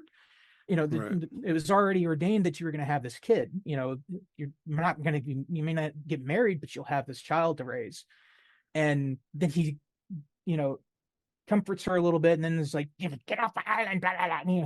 He's But you know, he's a a oh quick god. note on that scene. What's very interesting is that if you remember from that scene, he actually pretends to not be himself. Yes. All right, that's kind of a key, I think, spiritually, where she comes in the scene. She comes to see Anatoly because he's like a holy fool, and she wants the fool's blessing, and she brings a bunch of money with her too. So there's a lot of symbolism in there, and he pretends to be like the assistant or like just some peasant coal keeper or whatever, Yeah. and he pretends to say, the way he tells her is like, you want to take your money to a holy man and ask for a blessing to murder somebody, Yeah. and that's what he says to her. And I think that the fact that he doesn't he kind of gives up the authority of his sainthood, you know what I mean, his like religious authority, by pretending he's not him. You know, she doesn't get castigated by a saint. She gets castigated by a coal stoker. You know, that's Right. supposedly the assistant to this. And I thought that was really an interesting kind of twist. And he does it again at another point in the movie too. But he actually has a full-on conversation with himself, so the lady listening can hear it. And but like I said, the movie itself is so it's not. I wouldn't say it's depressing. It's just it's very somber. It's very like the scenery is very hard. Well, it's barren. It's it's the subarctic Arctic area. They got permafrost, they got snow, they got ice, all that good stuff, and it's but it sets that tone that it's a very it's not just a cold environment that he's in, but it's also a very cold life as well because Right. he's living as a coal stoker. He's literally in there with the furnace stoking the flames, and every day he goes out, he breaks down the coal, puts it in a wheelbarrow, pushes it back. That's his life. And then in between that and his normal tasks, he's going out and he's racked with guilt for what he did. Right. And he's constantly trying to be he's begging for forgiveness, and his sins are always bothering him. He's always feeling guilty about what he did back in 1942. And it's like, can you imagine being alone like that and carrying that burden with you? And it doesn't, I don't think it's ever really mentioned if he ever actually tells someone. Maybe he hints at it with the first woman that he talks to, Right. He but I never don't think talks about it ever. yeah, he never actually mentions it to anyone else on the island that he killed someone, or that he believed that he had killed someone. Right. And he's always carrying that burden around with him, but he never shares it with anyone because, I guess he doesn't feel like he can confess that kind of thing. I mean, Right. not at least not around to anyone else. But anyway, Well, um, real fast before, because I want to hear your thoughts some more, but I wanted to interject that for guys listening at home, what we're talking about right now is, in my opinion, probably the best Christian movie in the last 20 or so, 30 years. Okay. yeah, The only other Christian movie that I think is better and more important, not better is not the right word, but as powerful is, Mel Gibson's The Passion of Christ. mm, Um, but in a way, I actually prefer this movie because The Passion of Christ, we know the story, we know, and it's beautiful to see it and to really get I mean, that movie was a masterpiece, right? But this movie, it's called the Island in English. It's called Ostrov in Russian. It's one you can rent. I think you can find it for free on YouTube everywhere. It's from 2006, and it was directed by Pavlev Lugin, who was like a pretty big, I believe he's a pretty big Russian director. And the actor that, I'm going to tie it in with everything we've talked about earlier. The actor that played the main character, right? His name is his name was Pyotr Mamonov, right? And mm, if you're familiar with Russian culture, Pyotr Mamonov he was a rock star, all right? He was probably up there with Viktor Tsoi as one of the biggest rock stars of the Soviet era. And he did work with like Brian Eno and stuff and all this stuff. But in the 90s, in his older age, he converted. He was an atheist, a Soviet atheist who converted to um, back to Orthodoxy. He rekindled his faith, and he went and basically lived like a monk for the rest of his life up over there in the same area that the movie was filmed.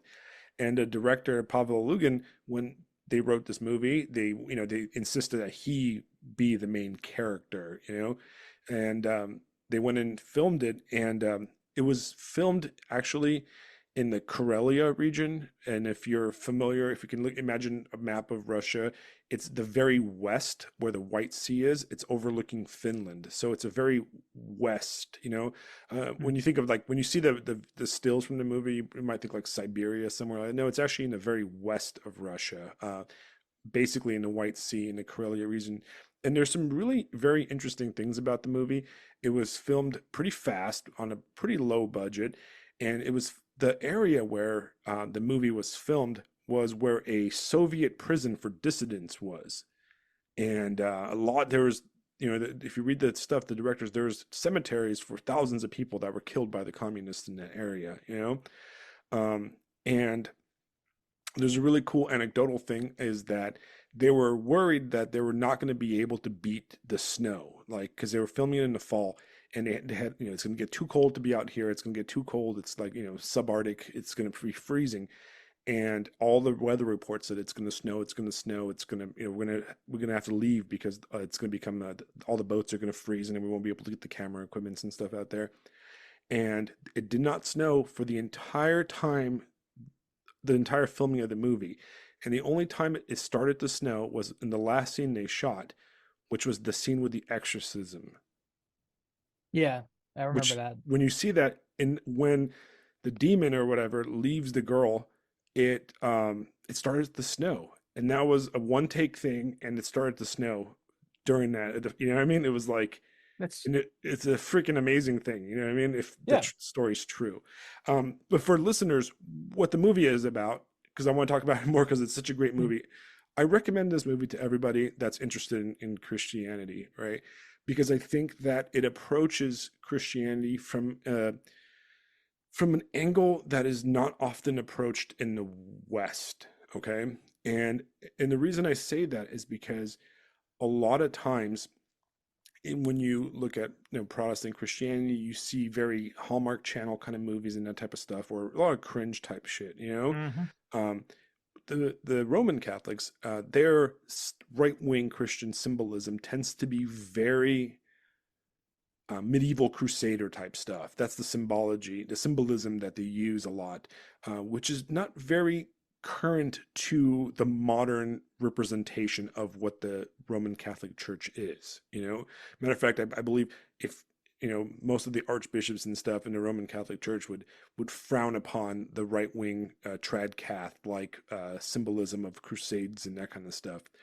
Um, and this movie approaches Christianity from a truly orthodox way, and it's a very interesting way because it's the idea of this like penance doesn't really, it's not something we talk about in our Western modern kind of Christianity, but it is a modern movie and it's a contemporary movie that takes place in contemporary times, right? Which makes it fascinating. So for the listeners, I highly recommend the movie, but I'm going to give you a quick, I'm not, a quick spoiler, right? So the movie is about Anatoly. Anatoly was a kind of like a conscripted sailor on a tugboat, right?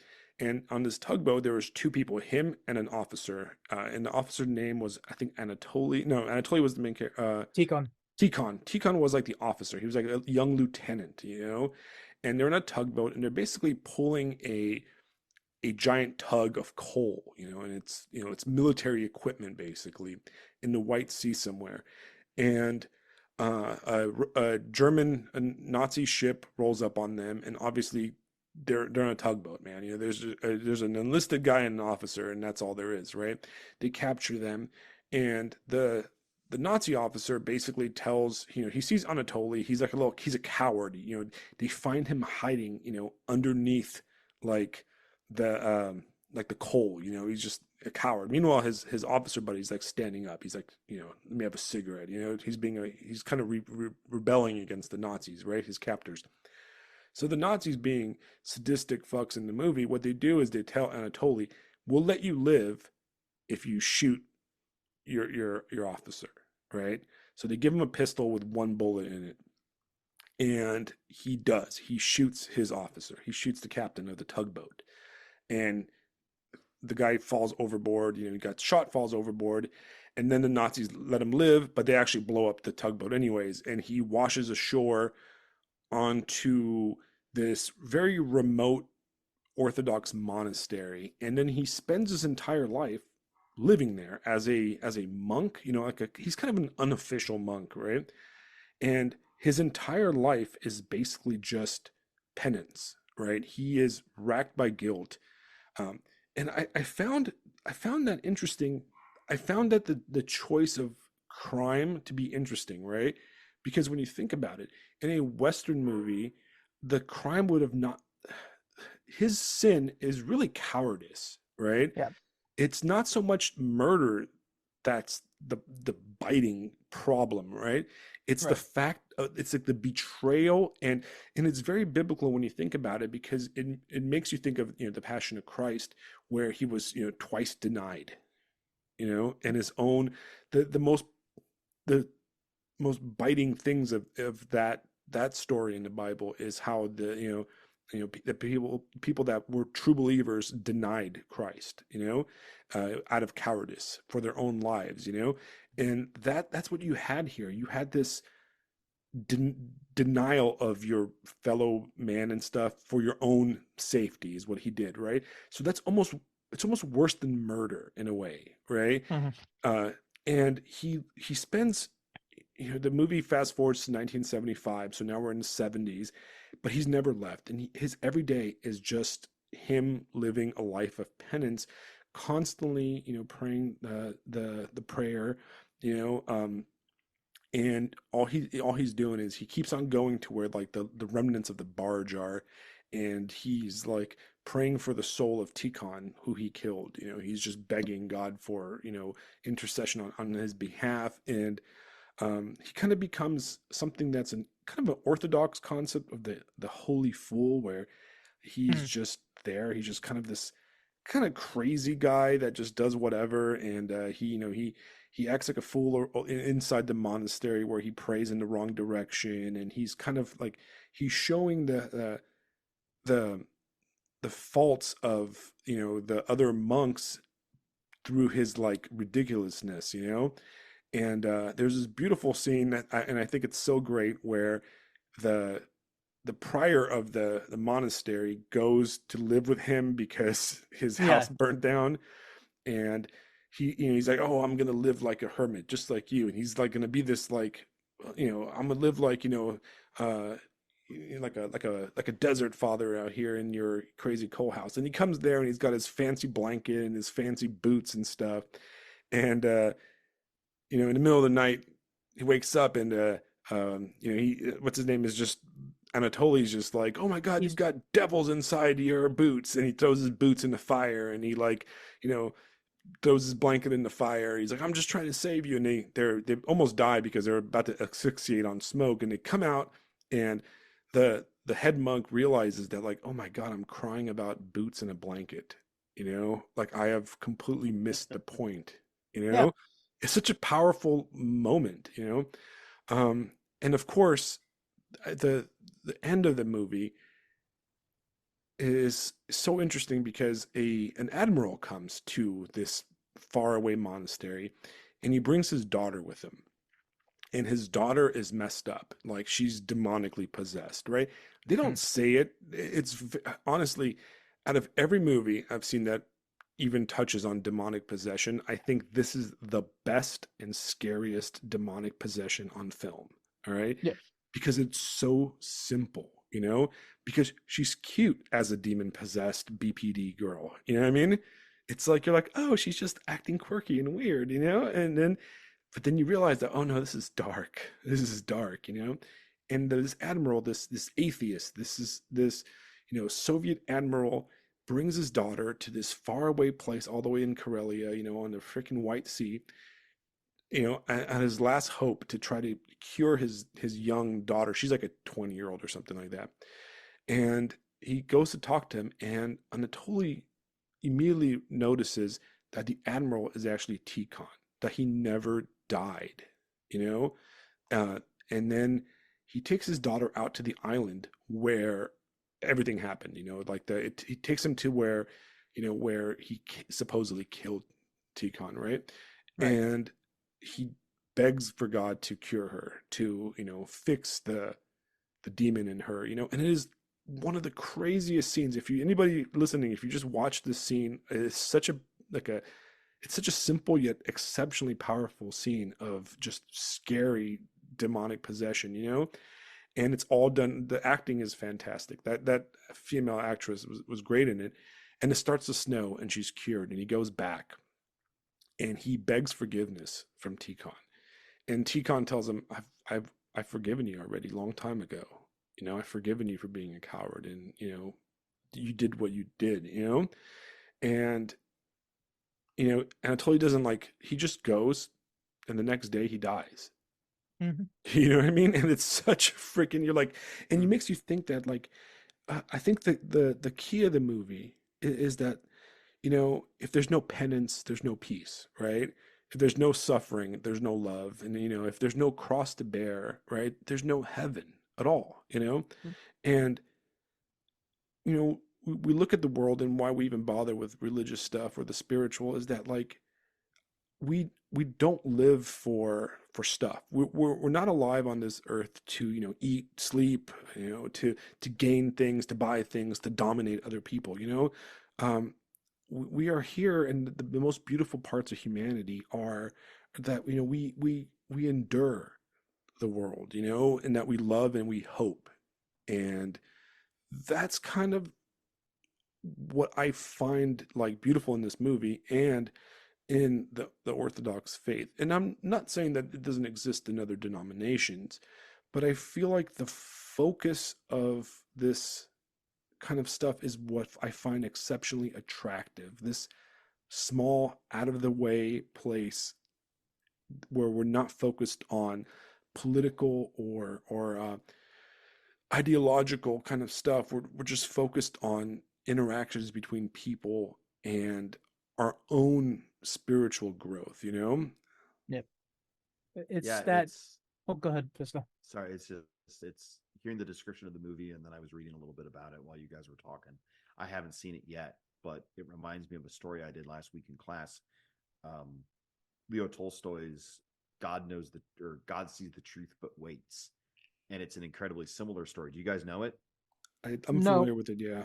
I'm Yeah, familiar, I but mean, long story short, a guy ends up in the gulag for a crime he didn't commit, and then he eventually meets the man that commits the crime. He gets sent to the same gulag for a different crime, and the story ends very similarly, where the protagonist eventually finally forgives the man, you know, for that crime, and the sin he had to do penance for was pride, because he says, I may be 1,000 times worse than you.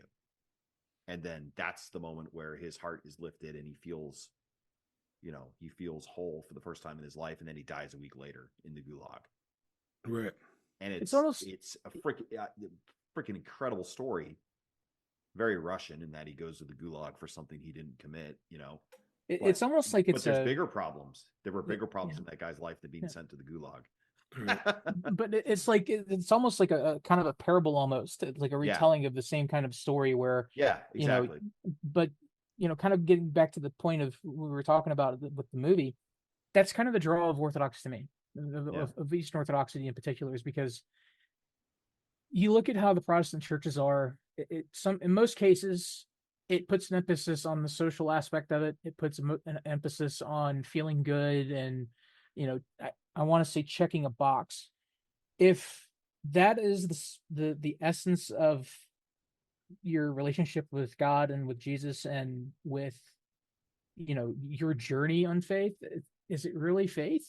Because the thing is that you have to constantly look at, and this is what I was kind of drawn to with Anatoly, is that no matter how hard he prayed, no matter how much he did, no matter what he said, or even at the end, even when Tikhon forgiven him or had told him that he'd forgiven him and he left, he still carried that weight to his grave.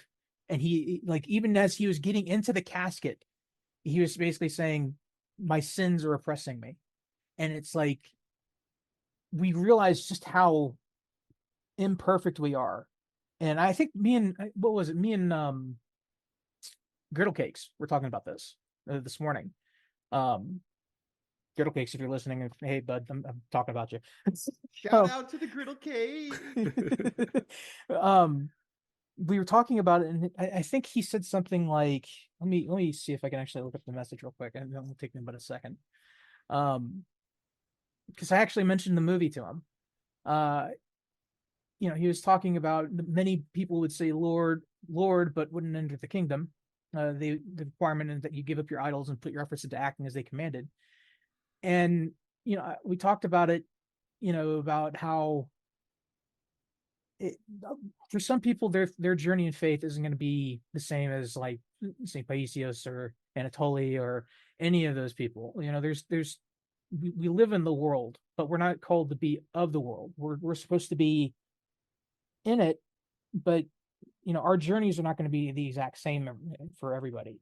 We're not necessarily going to be living an ascetic life and constantly praying and just focusing on the aspects of prayer, but we're called to try and strive towards that perfection, because even if we lead as faultless a life as we can, we're still you know unworthy of being in God's presence. It's only through mercy and forgiveness that we're even able to be in his presence.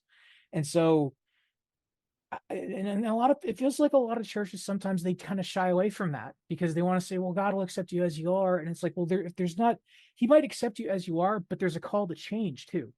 Right. And the church, the Orthodox Church, at least the teachings of it, demand that you change your heart and follow and take up your cross and follow Christ to the best of your ability. And that doesn't mean you're not going to struggle. That's part of being human. We're fallen. We live in a fallen world. We're going to struggle. We're going to fall down.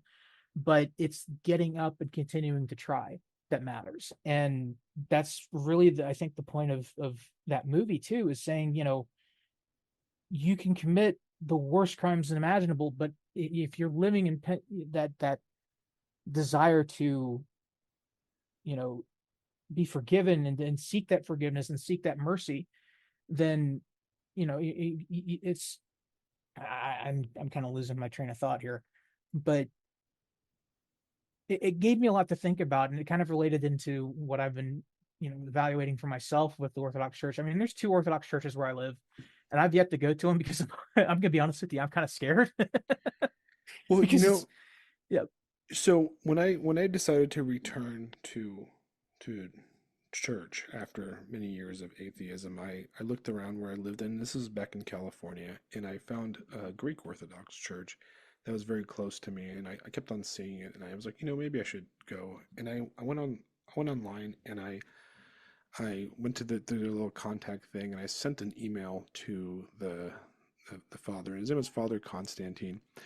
And I was like, okay, I go, hey man, I'm terrified of coming back. Okay, I don't know what to do. I am completely incompetent, and I feel like I need to come back, but I don't know how to do it because I never was really. I was born in Romania. I was baptized, and we went to church like in a museum kind of concept, and the occasional like midnight Christmas mass.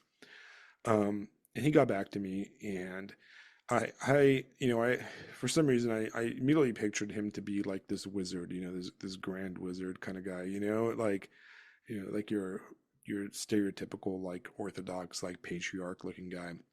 Yeah. And he's like, hey man, like how about we meet, somewhere and we just talk about it, we just chat, I'm like, sure. So I went and met the father at a Starbucks actually across the street from his church. And the dude was actually like my age, and he was this like fit redheaded guy, and he was one of the coolest dudes I ever met. And I was like, whoa, okay, that's not what I expected at all. I expected and he told me about how he became a priest and how he came to it. And one of the things he told me is like he's like, hey, he's like a lot of churches, specifically American Protestant churches, um, are are they see religion in a speed dating kind of mentality, right? Mhm. Where you just go, you sit down, boom, you're part of the crew now. Like welcome, you showed up, you're part of our group now. And I'm not gonna do that. He's like, I'm not gonna bug you. I'm not gonna be like, hey, you need to come. He's like, I don't want. I'm not gonna be the one going after you. If you are truly interested and have a calling for it, you will read the stuff. You'll ask me questions, and then you're always welcome to come and stand and watch. And then if you want to start taking part and become part of the church, then you are more than welcome. I'll sit down, with you, and we'll talk. And I really like that, that idea that like I had to work for it, like I wasn't being sold anything. It was actually the opposite way around. I wanted to be part of it. Right. And there's a quote in the book I recommended to you, which it's an intro to Orthodoxy book. It's called The Orthodox Way by Callisto's War. And I will make a note that a lot of Orthodox hard conservative Orthodox people do not like Ware because he is more of a liberal when it comes to things. He passed away uh, recently, but so one of the things it says in that book, right, is that we see that it is not the task of Christianity to provide easy answers to every question, but to make us progressively aware of a mystery. God is not so much an object of our knowledge as the cause of our wonder, right? And a lot of times when you, especially in the 2000s during the height of the atheist debate, between, it was mostly between atheists and Protestants, right? You had all these facts, oh, well, the world is 5,000 years old and evolution this and evolution that, but why don't you like gay people and that kind of stuff, right? And to be honest, I don't think any of that stuff is important. Mm. That is, a lot of it is political of this world mumbo jumbo, right? You know what? It doesn't matter.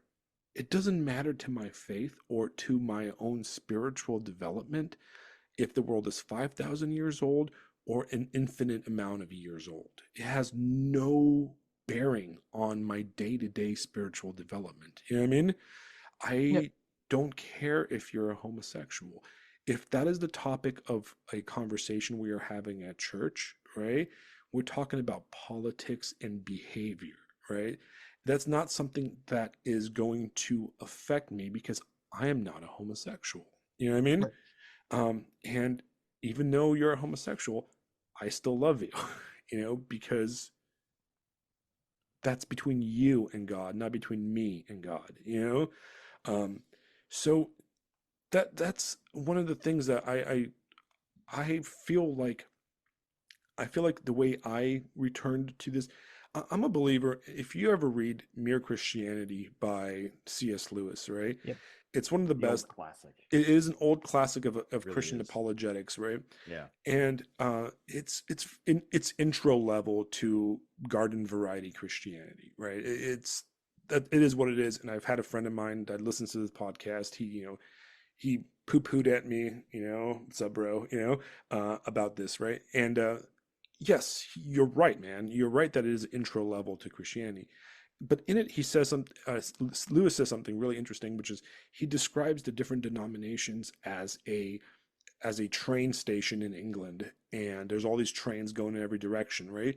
And his view is that at least you came to the train station, right? True. And I agree with that, because it is a journey, right? And sometimes just being on the journey, just leaving the Shire is good enough, you know?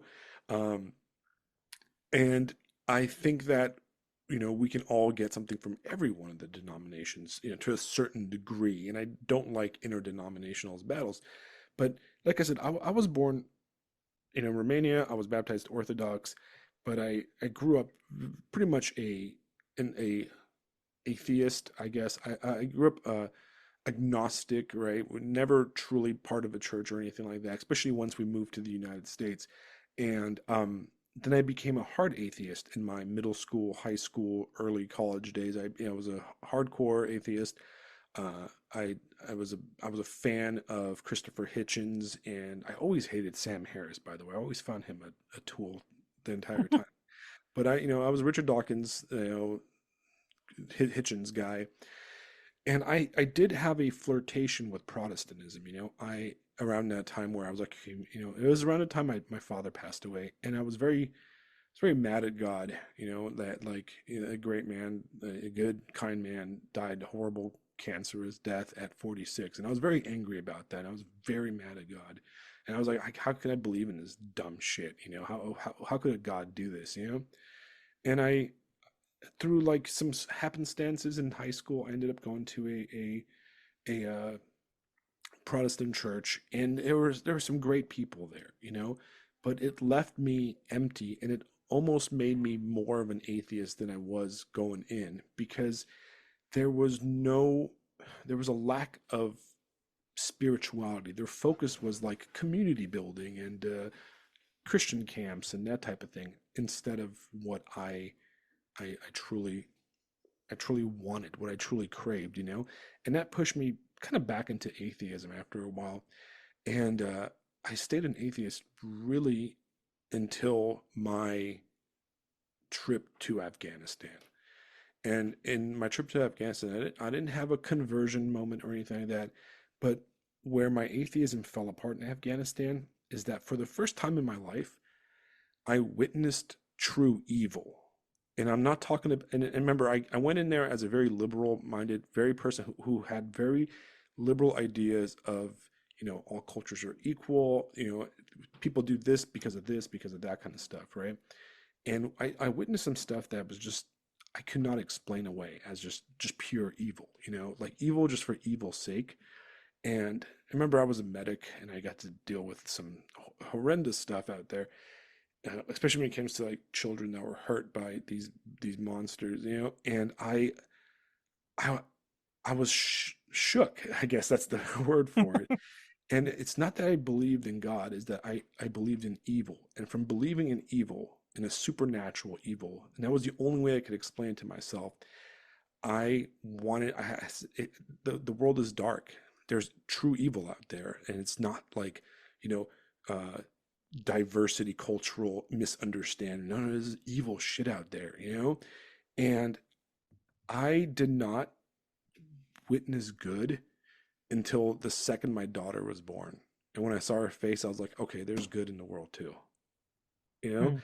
And that's when I was like, fuck, like I'm wrong about everything.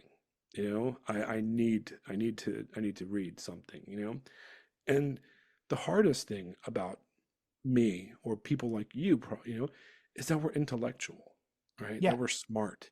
And that makes it so freaking hard. It is a cross to bear that we're smart because it is so hard to believe this stuff. I wish I was a kid. I wish I believed in God in the same way my daughter believes in God. I wish I believed in God in the same way a child believes in God, but I can't. It's a constant it is a You constant struggle, you know what I mean? you need something that it may not necessarily answer all the hard questions, but it gives you a concrete foundation to start from when you're searching for it. Because and that has been my biggest struggle in my life with Christianity and with my faith in God. There was a time when I was like, I believe in God because on a functional intellectual level, I know that none of this is an accident. It's just it's impossible. It can't be. But on the other hand, in the spiritual sense, I can't wrap my mind around it because there's obviously the biggest thing was like you said, you've seen true evil. The Right. problem of evil is one of the biggest criticisms of having a faith in an all-powerful, omnipotent God. And then you start to kind of deconstruct from there, and I think that's where people kind of get lost in it because there is that you do see such profound evil in the world. But then I think what kind of drew me back and was just kind of, I almost want to say like it was kind of rediscovering that childlike faith a little bit because it's like I started off in a very small way of just, okay, God, if you're there, show me something. And like the first natural reaction to anything that would come up even remotely as a possible sign, I would just dismiss outright because as coincidence. But I'm like, at some point, those coincidences stop. And despite the fact that me and this girl that I was dating at the time broke up, she altered my trajectory somewhat, where I came back to the church and I realized I this is not what I want, but I want something. I want something more than this. And I think that's kind of where what started my journey into looking into Orthodox Christianity is because, like you said, we're smart. We need something that meets that intellectual need that we have. Why, you know, why are the things the way that they are? What has the church? What are the fathers all through history talked about? What do they have to say about it? Right. Because we can't just go to the church. And this is something that I kind of is pointed out in the island versus like all these other movies that we see in modern Christianity, um, that are very Hallmark like stuff. Because I think there was one that I watched the other time. I think it was like my parents had recommended it to me, and I was watching something, and it was about this guy that was learning to become a Christian, and he was working at like a a shipping company or something like that. And the climax of the movie is about them trying to meet an order in 16 hours. And I'm like, is that the best you guys can do? This isn't exactly heavy hitting, theology here. And then you watch something like The Island, and it's like this is what I expect Christianity to be. Because if you actually read the Bible, it is full of times of suffering, times of loss. I mean, you can look at it, Job, for example, but I'm not even talking about Job. I'm talking about the entire history of the nation of Israel, with how Right. many times they were conquered, enslaved, driven out, and all of that. And you look at the suffering that Christ went through. There's nothing in the Bible that says that this life is supposed to be easy. And there's like that disconnect that you get when you're at a Protestant church, where everything is carefree and everything is bright and shiny and joyful and stuff. It's like, I get that there's a time for joy, but it feels irreverent. It feels like we're not doing this correctly. Like when we come into worship, we're not actually worshiping. We're making some noise, we're playing some music, and we're having fun. And I'm not saying that Christianity can't be fun, but there's like something about it that just doesn't feel right. Right. There's a lack of depth, Yeah. and Yeah, it's been machined. It's been turned into plug and play. You go to the place, it's DoorDash. It's DoorDashed. Get what you right. want, order what you want, get what you specifically want, and there's no And you connection become a to anything. Christian. There's no depth. There's no It, depth. you, It's you, grape juice instead of yes. wine. Yeah. Yeah. And they simplify it, they water it down. And that's not what we want. That's not what I want, because I don't want it to be watered down. I want to struggle with things. I want to have that challenge of trying to understand why things are the way they are. I want to have that challenge of Yeah. having to give up things in my life to become closer to God. And I don't even I don't even think it's watered down. Watered down implies that they knew what the original thing was to begin with. Right. they at some point they might have, but it's been Yeah. so diluted with modern Oh contemporary yeah. culture that it's and that's the real thing, though, is like, when you think about it, like, correct me if I'm wrong, every priest in the Orthodox Church has had their hands, or has receives that, um is made by a priest, by another priest, which you trace that lineage all the way back to the original apostles. Right. So you're literally tapping into the source here. That lineage is unbroken, and there's something incredibly awe-inspiring about it, because you think to yourself, this isn't just some people getting together and playing a guitar and singing kumbaya like in that movie Jesus Revolution. This is, ancient. There's something profound about that it's survived, persecution through, but governments, genocides, all of that. It's survived all of that, and it's still here, and it's still just as potent as it was 2,000 years ago. Right. And it's like that you can't get that at, just sitting there, repeating whatever's most popular on Christian radio stations right now. It Right. just doesn't. You don't get that Yeah. same effect. And Yeah. Let's get our emotional high and go home. if you read the Orthodox Church, an introduction to Eastern Christianity, also by Timothy, where he, the first few chapters, he talks about the Orthodox Church during the Soviet era and the persecutions and everything that just, the suffering, and how they would hide and run services in people's, apartment blocks secretly in Prague and in different places in Eastern Europe. And it reads a lot like the early Christians that were being persecuted by the Romans. And you say to yourself, it's like, this is a church that survived Stalin. This is a church that survived, modernism. This is a church that Survived the Mongols. yeah, and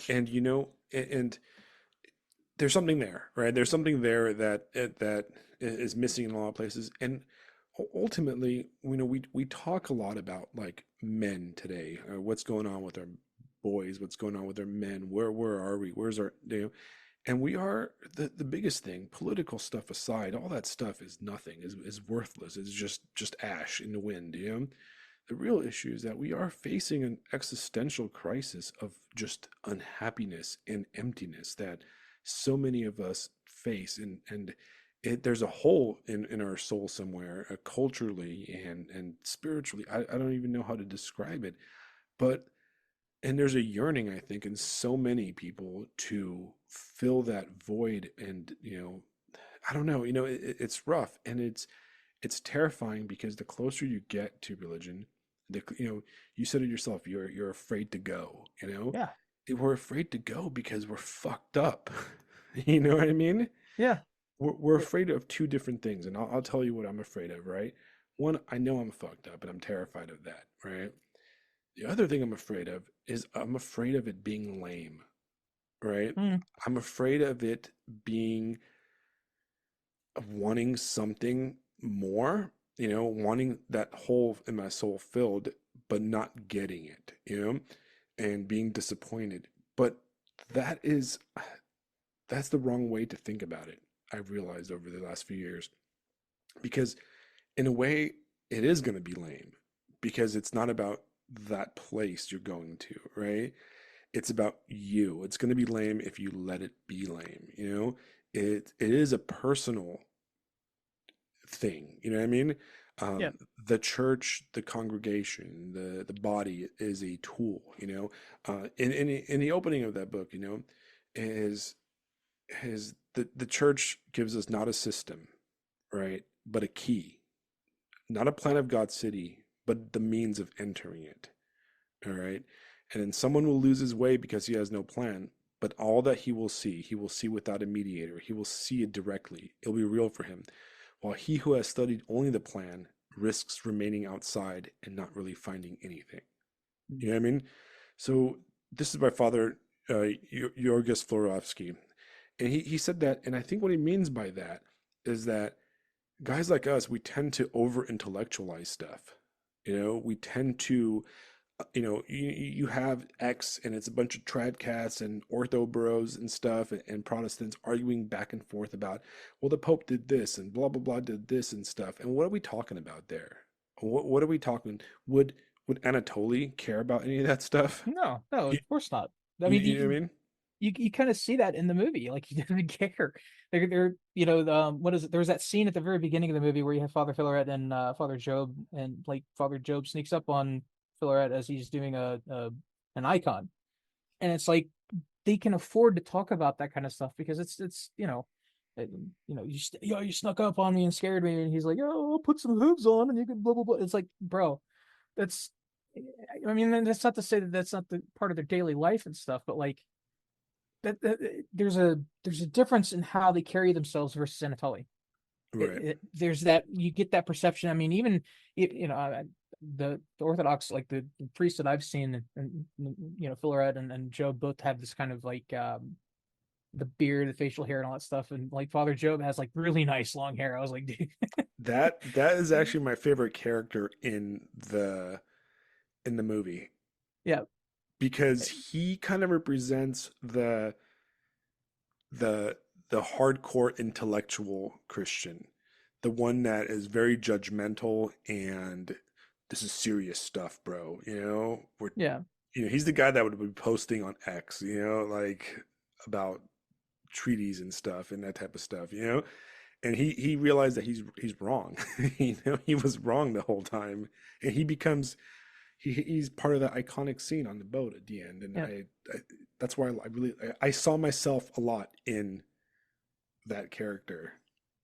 I think that it, you can talk about like all the things. I know that the Roman Catholics like to argue with the Orthodox about the Great Schism, and they're like, "Oh, he's being schismatic," blah blah blah. It's like, bro, you guys came from the same lineage. The only thing about it is that you guys have differed on who has what authority and what is okay or not okay to talk about. Like the filioque or whatever.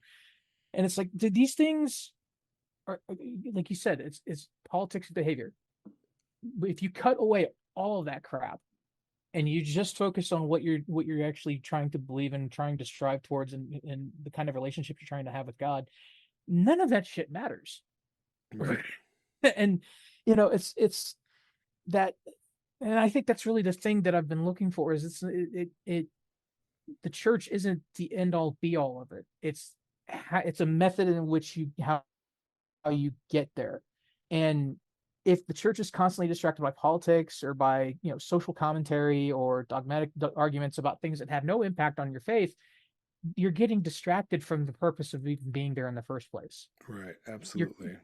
and so that's my big draw to Orthodox Christianity is that it's I'm not going there to necessarily make friends or to socialize or anything like that. I'm going there because I'm searching for truth and I'm searching for a path to God to get closer to Him. You know what? I'm gonna tell you something right now, real fast, right? So I went to the Greek Orthodox Church in Ventura, California when I lived there, but I haven't gone to a church in the last 2 years, right? When when I first moved to South Carolina, and I moved here down, you live up north, so you know my area pretty well, right? Yeah. Um, I it's not a very orthodox area, right? And I live in a you live in a city, I live in a town, I guess, if you want to Yeah. describe it that way. I live in the burbs, basically. And one of the things that I was kind of sad about was that I was just starting to go back to church. I was not attending regularly, but I was doing my best, and I was in communication with the priest, and we were talking a lot. I would email him all the time. Even when I was in Papua New Guinea a few years ago, I sent him a bunch of emails, and he replied and gave me all these recommendations and stuff. And like I was like, hey man, I'm trying my best to do it here, but there's I can't be a great Orthodox guy by doing the fasting when I'm out here living off of coconuts and stuff. And he's like, don't be dumb. That's what he told me. He's like, come on, man, like use common sense, right? Like we're not, that's a guideline for an ideal situation, not when you're out in the middle of nowhere, right? And I was like, oh, that's very logical. You know what I mean? Yeah. Um, and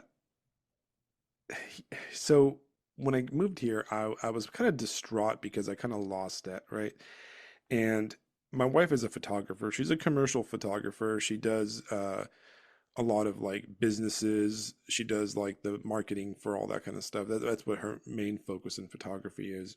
And she was always like looking for places. She's also like an artistic photographer on top of that too. And she does amazing work, right?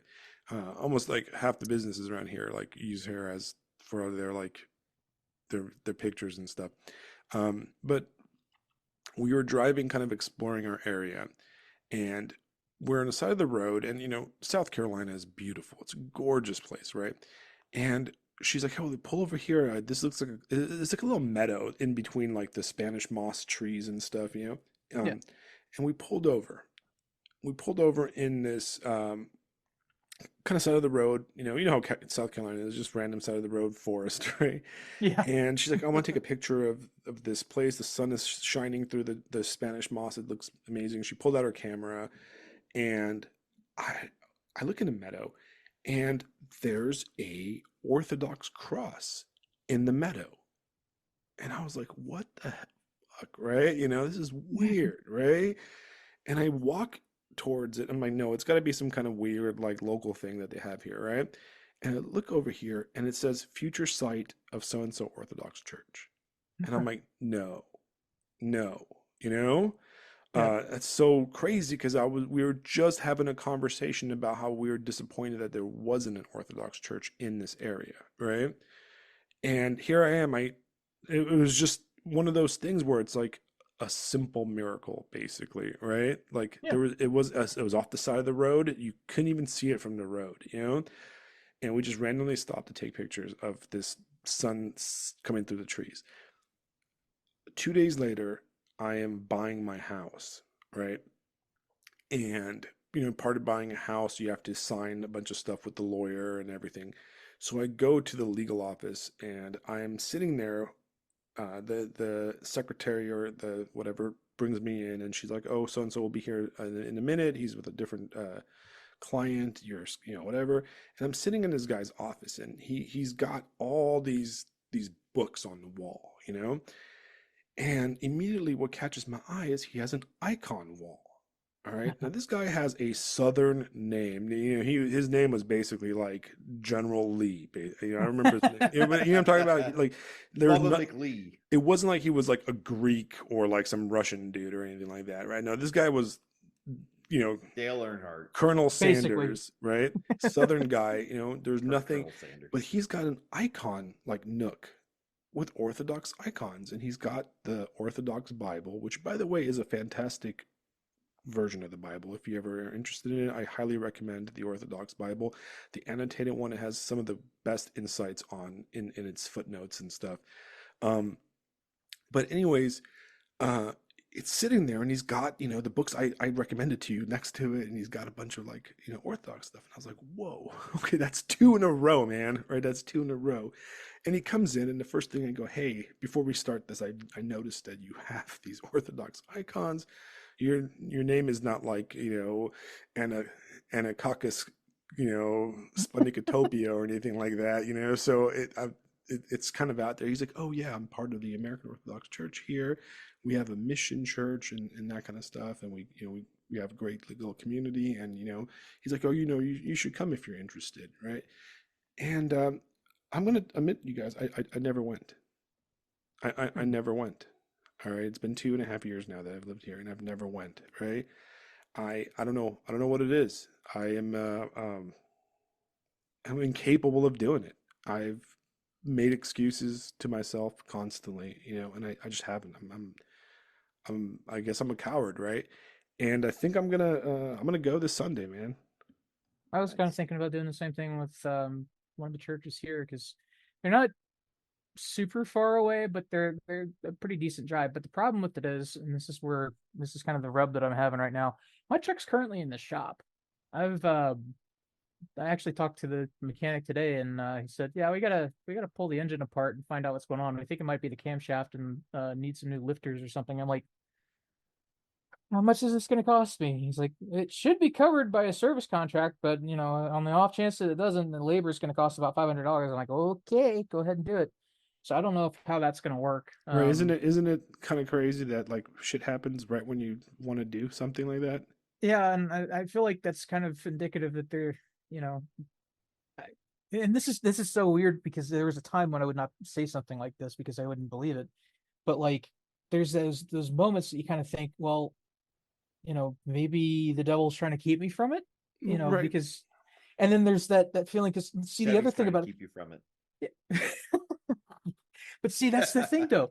Like, so I just came off a 7-day stretch at work, and I earned a lot of money, and that means I can actually afford to pay the cost of labor if that ends up being the cost that I have to pay.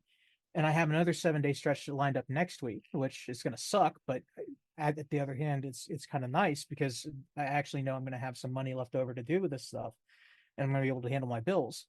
But I'm like, what are the odds that all these things could happen at the exact same moments? And yes, there might it could be that I'm not able to go to the church and sit in and be all and do all that stuff, but there are other things that have happened in the past week and that are going to happen, I'm sure, that just happen to be falling the right way.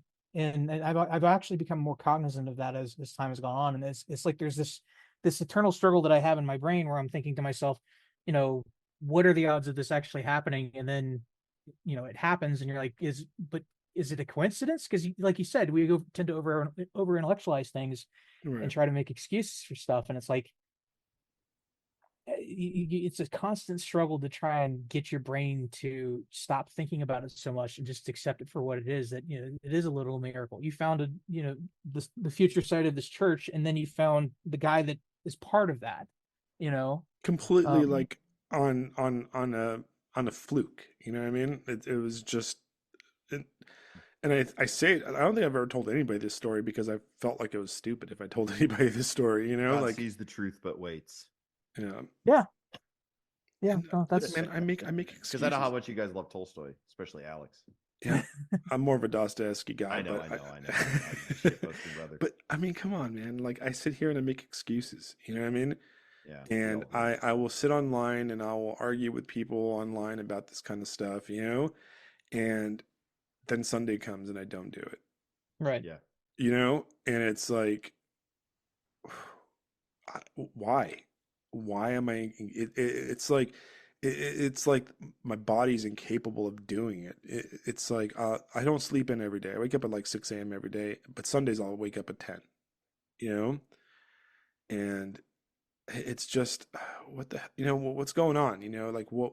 It's like a block. It's like a mental, spiritual block that I have, and even talking about it right now, and like now I'm committed. I'm putting it out to the world that I am going to go to church on Sunday. Okay, unless my car explodes, I will find a way to make it. All You right, got feet, boy.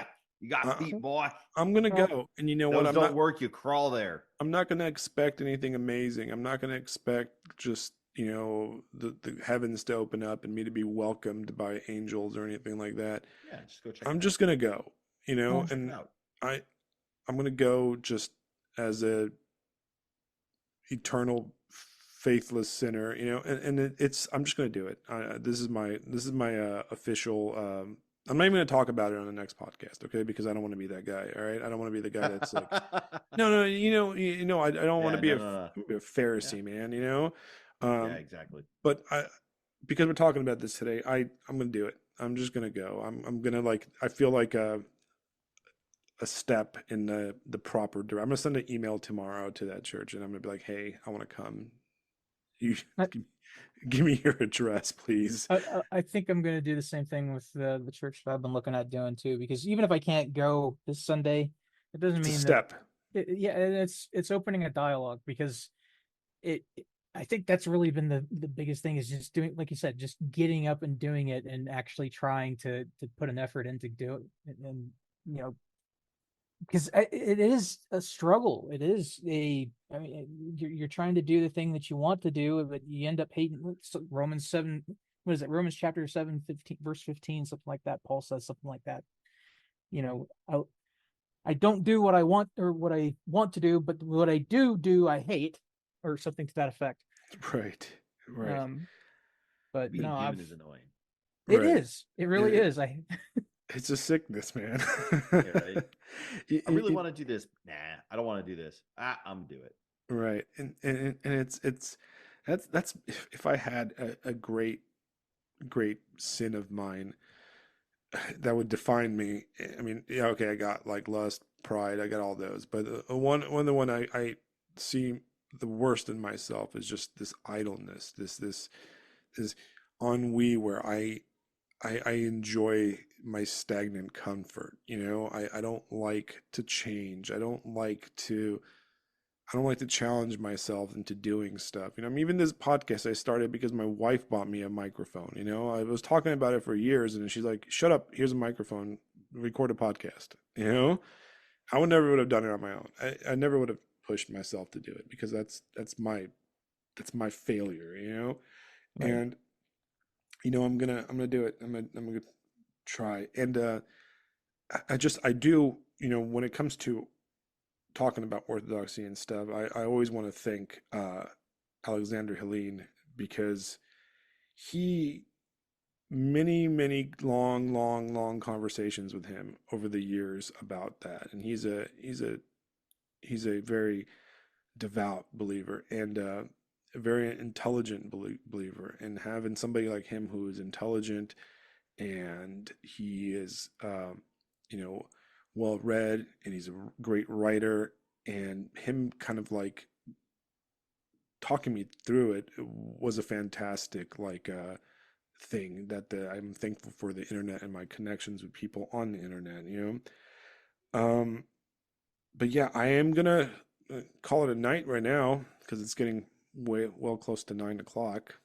I think we had a great conversation. We started off Yeah, guys. This is a talking of good the time. world, and then we talked about the The real world. the real stuff that matters. Yes. Yep. The profane and the sacred all in one place on the Black Ibis Social Club. Right. And I'm very glad you watched that movie, Isaiah. And I'm like I think we should like I want to share that movie with as many people as possible. I'll check Um it out. We could talk about it again next week. right. I might end up writing a review of it, or like an impromptu review of it for my Ooh, Sunday that's a morning great stuff. idea. I Is think you should, man. yeah, I think I'm gonna do that, and because that'll be there. I still have a lot of thoughts about it. And I think as far as like the actual storytelling aspect of it is what really kind of drew me in because I was like, there's no exposition to this. I'm basically along for the ride at this point. I'm not because I don't know if he's for real or not. And but everything he's doing is, like I said, he was very offbeat, and I was like, is he? I'll put it this way: Amazon listed it as a comedy, and I'm like, there's nothing funny about this guy. Yeah, I I mean, saw there's that too. I was like, that doesn't seem correct. that is Yeah, not correct. That yeah. is That not appears I not correct. didn't accurate. realize that. That is ridiculous because it is. There's nothing comedic about that movie Like whatsoever. there's a couple of like little entertaining moments here and there with like the burned log and him putting the little boat made of trash in the water, but like and he's a jokester and stuff, but like this is not like a slapstick comedy or he's like throwing holy water at people and fighting demons, literal physical demons with his bare hands or anything like that. This isn't like that kind of stuff. This is it's a much more um I guess subdued but very contemplative sort of movie. But I'm like, this is not a comedy. What did you think about the demon possession? I think I agree with you. I think it because the Western movies tend to like overemphasize, the like they're frothing and screaming and wailing and stuff like that. The thing that kind of caught me off guard, and when they first introduced the girl, I was like, there's something not right about her, and I was like, my first thought was demonic possession. But then the one thing that kind of unsettled me was when they were having that call and response thing when they were coming to the island Right. where he was like shouting and she was shouting back and you could see how excited she was to see him. And it's like there's actually something really unnerving about it because she is acting extremely happy to see him. And it's like, what is going on? Like what kind of confrontation are they about to have? And most of the you think about like The Exorcist and things like that where they're having pulling out crucifixes and repeating the Jesus prayer over and over again, which is what he did, but he didn't actually put hands on her at any point during that exorcism. He just made the sign of the cross, kept praying, and it, her reactions to it, like she wouldn't get out of the boat. She He had to laughed. She laughed. yeah, it's terrifying to think about because it's like that's the kind of stuff that you would expect to see. That's the kind of stuff you do see in some people. When I was working in 911, I used to have people like that who were have mental patients who would call and they would be completely beside themselves. They would go from one moment they'd be crying to laughing their heads off and ranting and raving, and it's like, okay, what am I dealing with here? And Right. that it definitely struck a chord with me. I'll put it that way. Right, because you watch it, you're like, I've known that girl. Yeah, I've witnessed this, and I've felt odd about some people, that acted that way, and now like you're like, whoa, you're like, okay, like deep down, I knew there was something wrong with these people, and maybe I was right, and it's pretty wild. There's a book, right, that I recommend, and we often say there's no good Christian fiction or whatever, right? And the answer is always, well, have you read Dostoevsky, right? Obviously, if you're into Christianity and you have not read the Brothers Karamazov, I mean, you can't say that there's no good Christian writing because the greatest novel of all time is a Christian novel. But there's no good contemporary Christian work, and there is another novel that's very similar in theme to The Island, and it's called Laurus, and it's by Eugene Onikin. He's a Ukrainian writer, and it's a contemporary novel written maybe 4 or 5 years ago. And it is a novel about a holy fool, about a man. He's medieval, but the novel basically plays with time in a Christian way, to where while he's walking through places and stuff, he'll come across something that's obviously described as a Coca-Cola can or something like that. You know what I mean?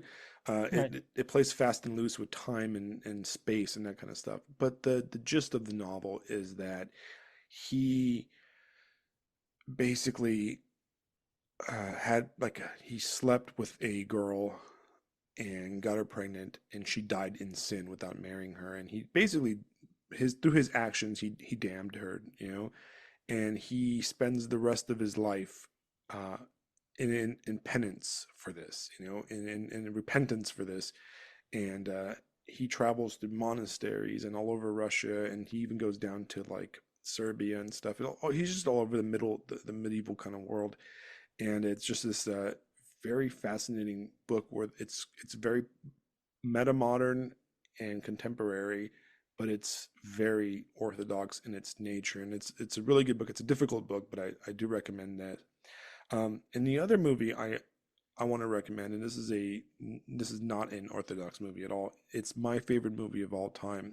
It's called uh, The Great Beauty, and The Great Beauty is an Italian film from maybe like 10 years ago. It's in the 21st century, but and it's it won a bunch of awards, Cannes and all that stuff, and it's pretty well known in the film kind of world. But the movie is about a 60-year-old man who is like he's the baller, he's like the cool guy in Rome. He writes for a literary review. He's sleeping with women. He's just his name is Jeb.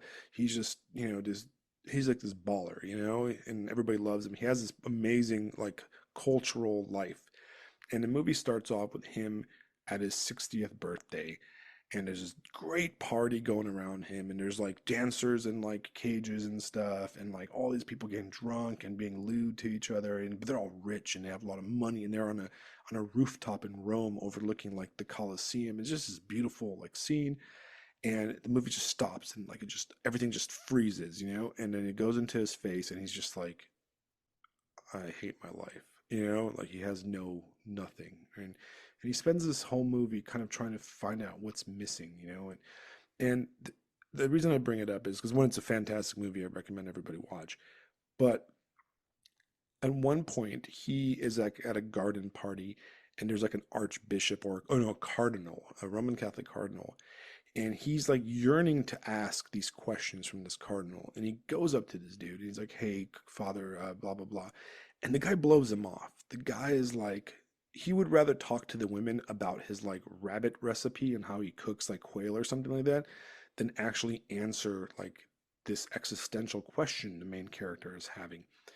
And he's kind of like, fuck, just dude walks away, he's like gets distracted by some women and goes to party, and later in the movie, he comes across through the kind of the story this saint. This she's not a saint yet, but she's gonna, they're talking about sanctifying her. She's this old, like 100-year-old woman. She's missing all her teeth, and she's one of these like Mother Teresa types, like and she's like feeble, crippled. Her eyes are covered in cataracts and all this stuff, and you know she's got her little like mouthpiece that's like, oh, mother so and so does this and that.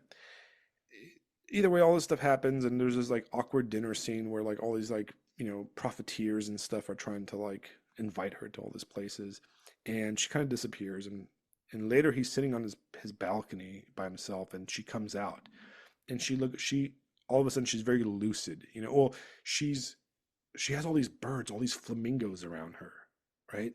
And she's like talking to these flamingos. And he's like, what's what they're like, oh, they're going south or whatever, they're traveling or whatever, but they always speak to me. And she's very lucid, and she looks at him and she goes, Jeb, why haven't you written another book? Why haven't you written another book?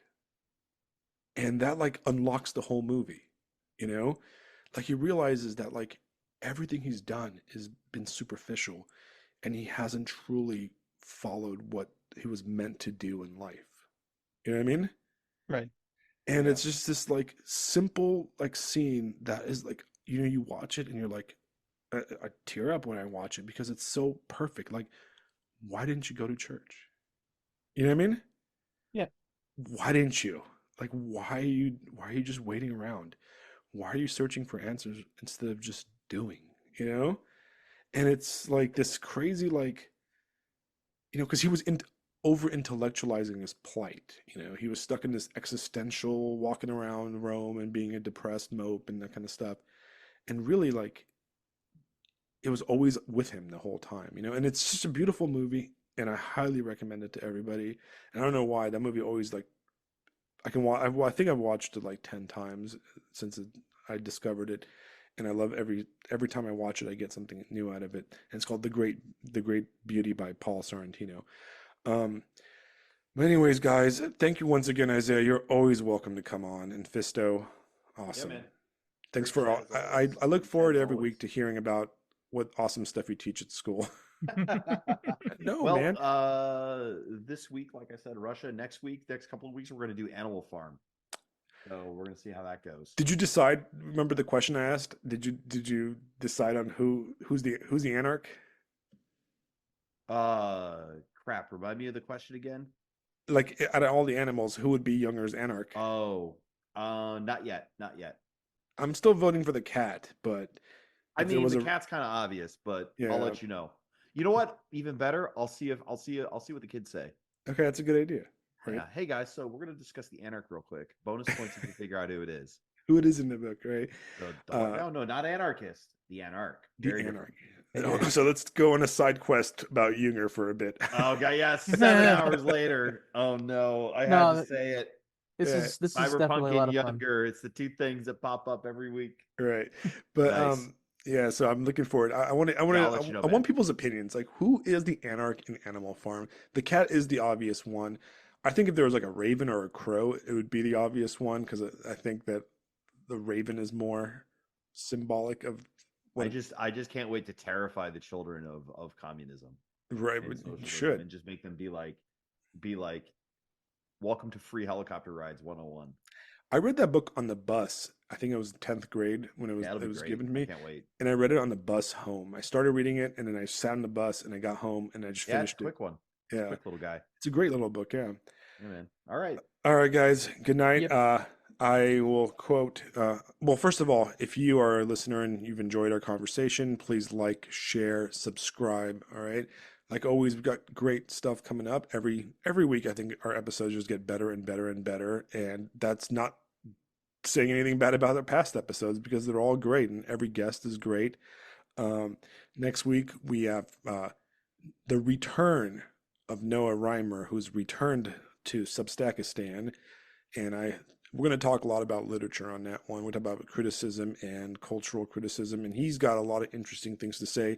So if you guys are interested in him, I would go back to like episode 2 or 3 where he first came on and listen to him, and he's going to update us. He disappeared. He went out into the desert, and then he disappeared off the internet, and he finally returned. I don't know. The That's a good triumphal thing. return with Yeah, I don't know if that's a knowledge. good thing, but he's an interesting guy and a great writer. I hope we're all doomed. And then the week after that, we're going to have probably my favorite person ever to join us, who's joined us like a million times, is the amazing Lisa Kuznak is going to come Woo! back. And we're going to She talk got a about book. her new She got a novel, which book. I'm going to about to Oh, start. boy. Okay. I'm going to start reading her book probably tonight, and I'm going to do a review on it. And if it sucks, Lisa, I'm gonna tell you it sucks because I'm a man of truth. But we're gonna talk about science fiction and fantasy and the kind of stuff she's into. We're probably gonna go over that. I'm gonna go over her book and all her new plans. Man, that girl writes. Okay, she writes a lot. I wish I could write as much as she does. Yeah, that'll But be fun. she's also one of the most interesting people we have on here. And Also, yes. I'm just like, come on, and that's in spite of being a Canadian. Right. Like she can't help where she was born, so we're not going to judge her. Um, What is better? What is better, to be born American or to be Canadian and become American through great effort? right. We got to convince her to move down into the promised land. We might not have to. She might end up joining, but that's a whole separate. Yeah, it's a whole. Well, maybe we'll touch on that subject, but then Yeah, that'll be fun. But no, we can't because her government's gonna arrest her if she says Whatever. anything. Whatever. This We'll is Anne Frank it for real. right. We'll in the have to hide her in scene. our. I don't have a basement. Do you have basements in Florida? Because we We don't don't have have basements. basements in Florida. No, because we live in a swamp. Bro, come on. Come Right. on. Right. I Basement. know. No, man, we don't have to hide them in basements. We don't have to hide them in attics. We hide them behind a wall of machine gun fire. Right. That's how we work in. That's how we work in Florida. I mean, you know how it is out here. You stick your Yeah. finger in the grass and it's wet because we Yeah, live exactly. at like below sea Yeah. level. You're literally walking on a giant water mattress at all Yeah, times. it's all squishy all the time. Every grass Yeah, is just squishy. squishy. Ugh, All right. squishy. So to Squishy. end the episode with some more Kino quotes, all right? The ending of that song is, "To those who go to bed, good dreams and good night." Talk to you guys next week.